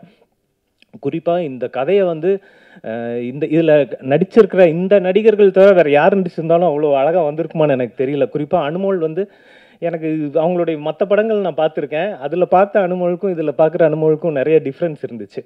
அவங்க வந்து லைக் இந்த படத்தோட ஒரு பகுதியில் வந்து பேசிக்கிட்டே இருப்பாங்க, அவ்வளோ பேசிக்கிட்டே இருப்பாங்க. அதுக்கப்புறம் பார்த்தா பேசவே முடியாத ஒரு ஒரு பயங்கர ஒரு ட்ராமாக்குள்ளே இருப்பாங்க. ரெண்டையும் வந்து ரொம்ப அழகாக ஹேண்டில் பண்ணியிருப்பாங்க. அப்புறம் லிங்கேஷ் அவர் வந்து நான் மற்ற படத்தெல்லாம் பார்த்துருக்கேன், ரொம்ப முரட்டுத்தனமான ஒரு பயங்கர வில்லனாக இருப்பார். இதில் ரொம்ப சாஃப்டாக ஒரு அழகான சாக்லேட் பாய் மாதிரி ஒரு நல்ல கேரக்டர் பண்ணியிருக்காரு. ரொம்ப ரொம்ப நல்லா இருந்தது பிரதர். அப்புறம் அவங்க ஸ்வாகதா அவங்களும் நல்லா நடிச்சிருந்தாங்க. ஐசக் சார் நான் வந்து நிஜமாவே ஐயோ இவர் ஏன் தமிழ் சினிமாவில் ஹீரோவாக நடிக்க வைக்கல அப்படின்னு ஃபீல் பண்ணேன் நான். ரொம்ப பிரமாதமான ஒரு ஆக்சுவலாக அவர் தடயம் அந்த படத்துலேயும் நடிச்சிருப்பார்னு நினைக்கிறேன். தடயம் அது இல்லை வேற ஒரு அப்போ அவருடைய அந்த நடிப்பு ரொம்ப பிரமாதமாக இருந்தது.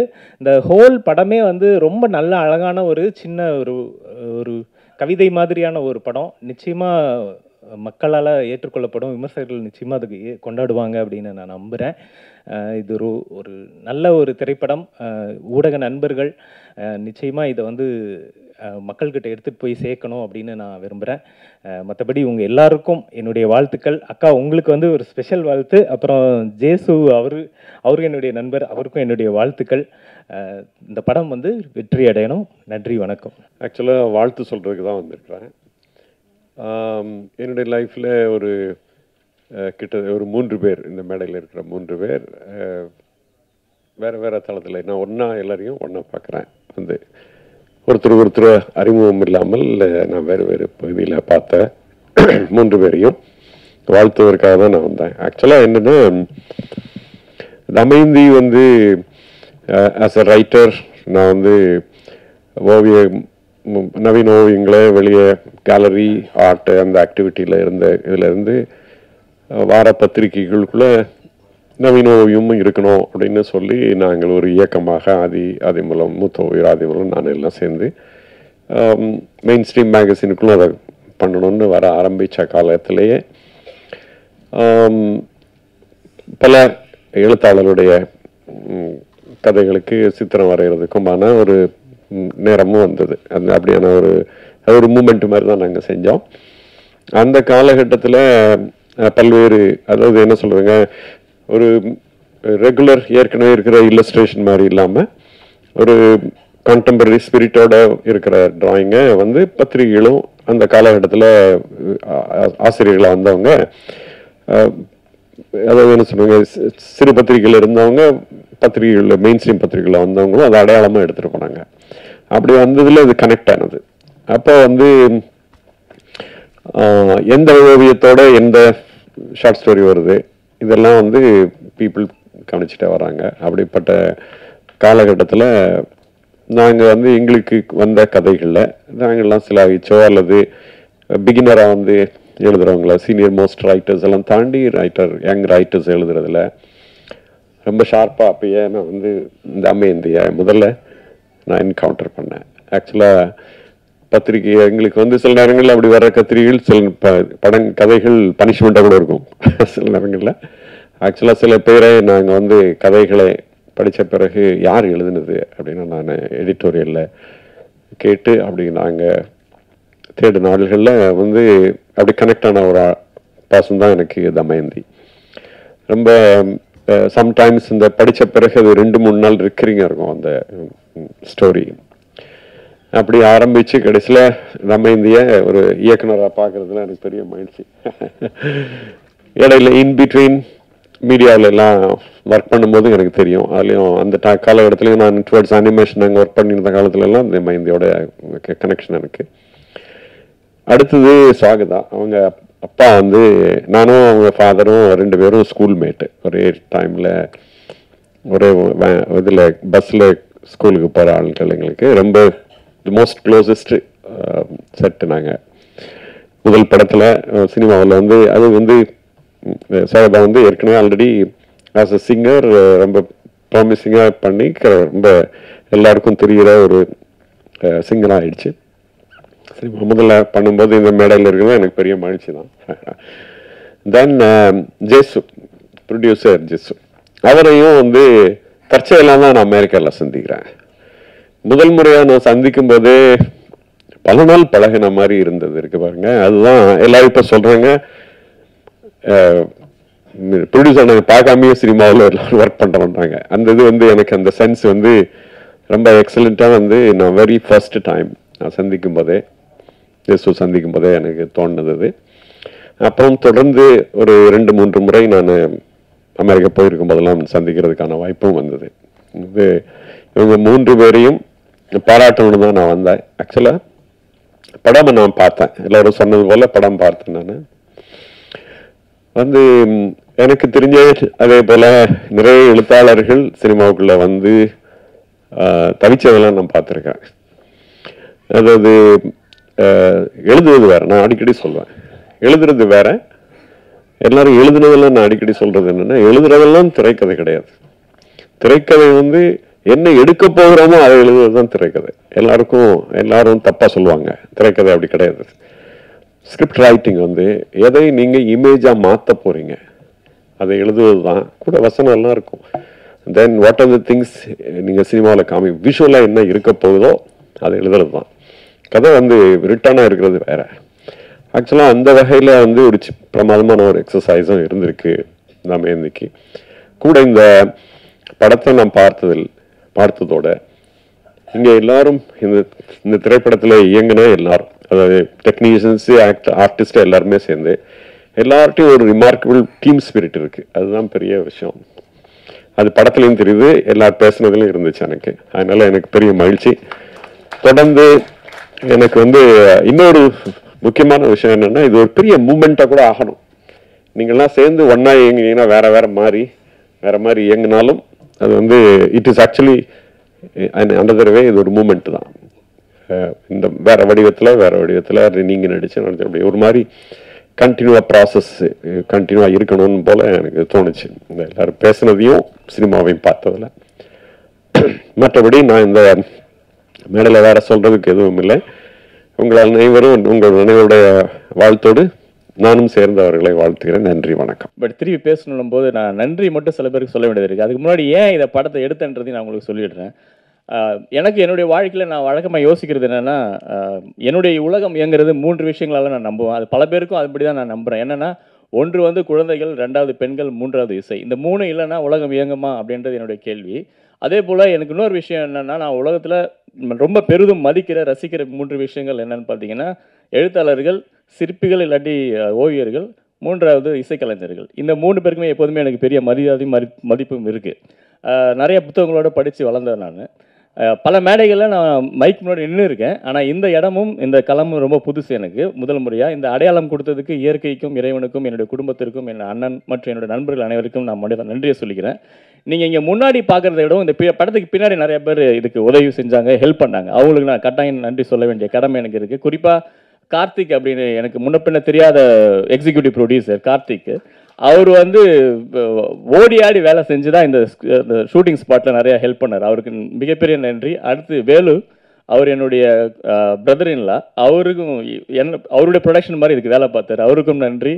அடுத்து ஜெயகொண்டான் என்னுடைய கோ பிரதர், அவருக்கும் நன்றி. இது போக மித்ரன் சார், அவர் சொன்ன மாதிரி இவங்க தமயந்தி மேடம் வந்து யாரை நம்ம பூஜைக்கு கூப்பிடலாம் அப்படின்னு பேசிட்டு அவங்க சொன்னாங்க மித்ரன் சார்னு சொல்லும்போது எனக்கு ரொம்ப பிடிச்சிருந்த ஒரு விஷயம். அதே மாதிரி திருச்சிற்றம்பலம் நான் உங்ககிட்ட பேசும்போதே சொல்லியிருந்தேன். திருச்சிற்றம்பலம் அவர் அதிஷா சொன்ன மாதிரி என்னோட இதயத்துக்கு ரொம்ப நெருக்கமான ஒரு படைப்பு சார். அந்த 2 கேரக்டர் இருக்குல்ல, அது வந்து ரொம்ப சிறப்பான விஷயம். அது நீங்கள் உடனே தொடர்ந்து அவர் எங்களோடயே நின்றுட்டு இருந்தார், லிங்கேஷ் சொன்ன மாதிரி. அதற்கு மிகப்பெரிய நன்றி சார். மருது சார், எனக்கு நான் சொன்ன மாதிரி அந்த ஓவியர்கள் அப்படின்னாலே எனக்கு ரொம்ப நெருக்கமாகிடும். முத பார்க்கும்போதே அவர் வாஞ்சையாக என் கையை பிடிச்சிட்டு பேசினதே வந்து நான்லாம் சின்ன பையன் அவருடைய முன்னாடி. அவ்வளோ அழகாக என்னோட உரையாடிட்டு இருந்தார். 2 பேரும் சாப்பிட்டுட்டு ரொம்ப பேசிகிட்டு இருந்தோம், நிறையா பேசினோம். அதை வச்சுட்டு நான் ஒரு மெசேஜ் போட்டேன், நான் வந்துடுறேன்னு சொல்லி எந்தவித ஒரு பந்தாவும் இல்லாமல் டக்குன்னு வந்து நின்னது வந்து மிகப்பெரிய நன்றி சார். உங்களுடைய வருகைக்கு மிகப்பெரிய நன்றி. அதேமாதிரி மீரா கதிரவன் சார் அவர்கள் ஃபார்மாலிட்டியே வேணாம் சார், நான் வந்துடுறேன் அப்படின்னு அந்த தொடர்ந்து எனக்கு வந்து ரொம்ப கம்ஃபர்டபுளாக அவர் சொல்லிகிட்டே இருந்தார். மிகப்பெரிய சல்யூட் சார் அதுக்கு. அஜயன் பாலா சார், உங்களோட நான் தொடர்ந்து படிக்கிறது மூலமாக எல்லா எழுத்துலரும் நான் படிச்சிருக்கிறேன், உங்களுடைய இதுவும் படிச்சிருக்கேன். நான் சட்டுன்னு எனக்கு ஃபோட்டோ வேறு மாதிரி பார்த்துட்டு உங்களுக்கு நீங்கள் தான் அப்படின்னு என்னால் ஐடென்டிஃபை பண்ண முடியல, மன்னிச்சிங்க. அதுதான், மற்றபடி மிக்க நன்றி. இன்றைய நாள் வந்து நம்மளுடைய இசையமைப்பாளர் ஜஸ்டின், நான் தப்பாகவே சொல்கிறேன் உங்கள் பேரை, ஏன்னா நான் நல்லா தெரியும் உங்களுக்கு பேரை. ஸோ ஜஸ்டினுக்கு மிகப்பெரிய வாழ்த்துக்கள். எல்லாரும் சொன்ன மாதிரி பாடலும் சரி, பேக்ரவுண்ட் ஸ்கோர், அது போல் சுதர்ஷன் இல்லையா, அவரும் நடுவில் எங்கள் பட்டத்துக்கு ஒரு பாடல் ஒர்க் பண்ணார், அவருக்கு மிகப்பெரிய நன்றி. கார்த்திக், நான் எடுத்த உடனே சொன்னேன் அவர்கிட்ட, ரொம்ப பிரமாதமான வேலை பார்த்துருக்கீங்க. ஏன்னா இந்த படத்தை ஏன் எல்லாரும் சொன்னாங்களே பார்க்காமலே எடுத்தோம் அப்படின்றது, ஒருத்தவங்க பேசும்போது சொன்னாங்க, அந்த கதை அவங்க கொடுத்தாங்க என்கிட்ட, நான் படித்தேன். ஆக்சுவலாக அந்த ஸ்கிரிப்டை படித்த உடனே எனக்கு வந்து இதை எடுத்துடலாம் அப்படின்னு, ஏன்னா தொடர்ந்து படிக்கிறதுனால இந்த ஸ்கிரிப்ட் படித்த உடனே எனக்கு வந்து சரி இதை வந்து விஷுவலாக எப்படி நல்லா வரும் அப்படின்ற ஒரே காரணம் தான். மற்றபடி அது தமயந்தின்ல யார் வந்து கொட்டு தந்தாலும் நான் அதை எடுத்திருப்பேன், அதை நான் சொல்லிக்கிறேன். ஏன்னா எனக்கு அவங்கள தெரியாது, பட் பார்த்தேன், எனக்கு பிடிச்சிருந்தது, எடுத்தோம். ஆனால் ஒரு பாடலை எடுத்து பார்த்தோம், அதில் கார்த்திகுடைய ஒர்க்கும் தமயந்தியுடைய உழைப்பும் ரொம்ப பிரமாதமாக இருந்தது. இன்னொரு விஷயம், தமயந்தி பற்றி குறிப்பாக நான் சொல்லணும் அப்படின்னா, அவங்கள மாதிரி ஒரு உழைப்பாளையே நான் பார்த்ததே கிடையாது. ஏன்னா கால் அடிபட்டும் சரி, ஜுரம் வந்த போதும் சரி, உடம்பு சரியில்லாத போதும் சரி, தண்ணியில் நின்று அந்த வேலையை செஞ்ச ஒரு இதுக்கு வந்து உங்களுக்கு மிகப்பெரிய சொல்யூட் மேடம். ஏன்னா அந்த உழைப்பு வந்து மிகப்பெரிய விஷயம், எல்லாரும் செய்ய முடியாது. பெண்கள் பெண் இயக்குனர் சொல்ல வேண்டிய தேவை இருக்குது மேடம். ஏன் சொல்கிறேன் அப்படின்னா, நான் சொன்ன மாதிரி பெண்கள் என்னுடைய வாழ்க்கையில் முக்கியமானவங்க. நிறைய நேரங்களில் பெண்களுக்கான சரியான வாய்ப்பு கிடைக்க மாட்டேங்குது. அதை நம்ம உறுதிப்படுத்தணும் அப்படின்றது தான் என்னுடைய நோக்கம். அதே போல் தொடர்ந்து எழுத்தாளர்களுடைய சிறுகதைகளையோ அவங்க படைப்புகளையோ ஒரு சிறிய முதலீட்டில் ஒரு படமாக மாற்றணும் அப்படின்றது தான் என்னுடைய இந்த ஜே ஸ்டுடியோஸுடைய நோக்கமும் கூட. தொடர்ந்து அது போல் ஒரு வேலையை செய்யணும்னு நாங்கள் விரும்புகிறோம். ஆனாலும் இந்த படம் மற்ற சின்ன படங்கள் போல் பல சவால்களை சந்திச்சது. பட் மனிதனுடைய அடிப்படையே சவால்களை சந்தித்து அதிலேருந்து மீண்டு வர்றது தானே. அதனால நம்ம இந்த சவால்களையும் சந்தித்து மீண்டு வந்துடுவோம் அப்படின்ற ஒரு நம்பிக்கையில் நான் அவங்க தொடர்ந்து இயங்கலாம் அப்படின்ட்டு இருக்கோம். இன்னொன்று, நான் ஆரம்பத்தில் அவங்ககிட்ட சொன்னேன், என்ன பிரச்சனை வந்தாலும் நான் உங்களோட தான் நிற்பேன் அப்படின்னு நான் சொல்லியிருந்தேன். பல பிரச்சனைகள் வந்தது, அவங்கள பற்றி தவறான விஷயங்கள் கூட என்கிட்ட சொன்னாங்க. ஆனாலும் நான் அவங்ககிட்ட உறுதியாக சொன்னது, என்ன பிரச்சனை வந்தாலும் நான் உங்களோட நிற்பேன். ஏன்னா அதை நம்பி தான் நம்ம இறங்கணும். அப்படின்போது நான் கடைசி வரை அவங்களோட நிற்கிறது தான் சரியானதாக இருக்குன்ற அந்த ஒரு அடிப்படையில் அதை நம்ம பண்ணோம். அதனால் அதுக்கான பலனை இந்த படம் ஏற்படுத்தும் நான் நம்புகிறேன். நீங்கள்லாம் இந்த மாதிரியான ஒரு முயற்சியை எங்களுக்கு ஆதரவு கொடுக்கணும்னு நான் கேட்டுக்கிட்டு அனைவருக்கும் நன்றி கூறி விடைபெறுகிறேன். நடிகர்களை மறந்துட்டேன்னு நினைக்காதீங்க, உங்களுக்கு தனியாக நான் நன்றியை சொல்கிறேன். Thank you so much. தேங்க்யூ. எல்லோருக்கும் மனமார்ந்த நன்றி, பேரன்பு முதல்ல நான் சொல்லிக்கிறேன். இந்த ஒரு தருணத்துக்காக ரொம்ப ரொம்ப நிறைய போராட்டங்களை வந்து சந்தித்து தான் இந்த இடத்துக்கு வந்திருக்கோம். இது எல்லாருக்கும் தெரியும். இன்றைக்கி வந்து இதெல்லாம் சேர்ந்து ஒரு உண்மையாக சொல்லணுன்னா, யாரும் வந்து ஒரு குடும்பம் சார்ந்து ஒரு நான் பயாலஜிக்கல் ஃபேமிலி எப்படி இயங்குமோ அப்படி தான் வந்து இது நிகழ்ந்திருக்கு. நான் ரொம்ப சாதாரணமான ஒரு நடுத்தர ஆசிரியர் குடும்பத்திலேருந்து வந்தவள். எனக்கும் சினிமாவுக்கும் எந்த சம்மந்தமும் கிடையாது. கலை ரீதியாக வாசித்து அதுக்கப்புறம் அது தொடர்ந்து எழுதி அதன் மூலமாக வாழ்க்கை ஒரு கட்டத்தில் கொண்டு போய் நிப்பாட்டும் பொழுது பொருளாதார ரீதிக்காக அதை தேடுறதுக்காக நான் வந்து ஆர்ஜே ஆனேன். 10 வருட ஆர்ஜே வாழ்க்கை. அப்போ தான் எனக்கு தெரிஞ்சுது மனிதர்கள் அவ்வளோ முக்கியமானவர்கள் அப்படின்னு சொல்லிட்டு. எல்லார்கிட்டையும் கிரே ஷேட் இருக்குது, எல்லார்கிட்டையும் ஒயிட் ஷேட் இருக்குது. பட் பியூட்டிஃபுல் ஹியூமன் பீயிங்ஸ் நம்ம வாழ்க்கைக்கு ரொம்ப சொந்தம்.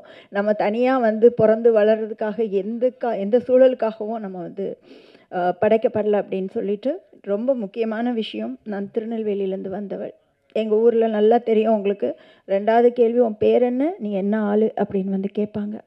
இந்த சாதி நெருக்கடிகளுக்குள்ளே வந்து நான் வந்து வளர்ந்துருக்கேன். நீங்கள் பெரும்பாலான தமிழ் சினிமாக்களில் ஆண்கள் வந்து மீசையெல்லாம் முறுக்கிட்டு வெட்டருவா எடுத்துகிட்டு வந்து நான் போட்டு தள்ளிடுவேன் அப்படின்னு சொல்லி பார்த்துருக்கீங்க. உண்மை அது அல்ல. இன்னைக்கு கவினா இருக்கட்டும், இன்னைக்கு தொடர்ந்து ரித்தன்யாக்கள் எல்லோரும் வந்து மரணிப்பதற்கு பின்னால் ஒரு சின்ன சமூக சூழ்ச்சி இருக்குது. அது ரொம்ப அமைதியாக இருக்குது. நீங்கள் எந்த பெண்ணையும் எப்போதுமே சாதி அடையாளத்தோடு பார்க்கவே மாட்டீங்க. ஆனால் பெண்கள் ஒரு குடும்ப அமைப்பில் நிறைய சாதி அதிகாரத்தை கையில் உள்ளவங்களாக தான் இருக்காங்க. அவங்க படித்தவங்களாக இருக்கலாம். நீங்கள் பார்த்தீங்கன்னா கல்வி வந்து எங்கள் ஊரை மீட்டெடுத்துரும் அப்படின்னு நினச்சோம். ஆனால் கல்வி மீட்டெடுக்கலை. நல்லா சம்பாதிக்கிற கவின் வெட்டப்பட்டான். இதுதான் எங்கள் ஊருடைய நிலைமை வந்து அப்படி தான் இருக்குது.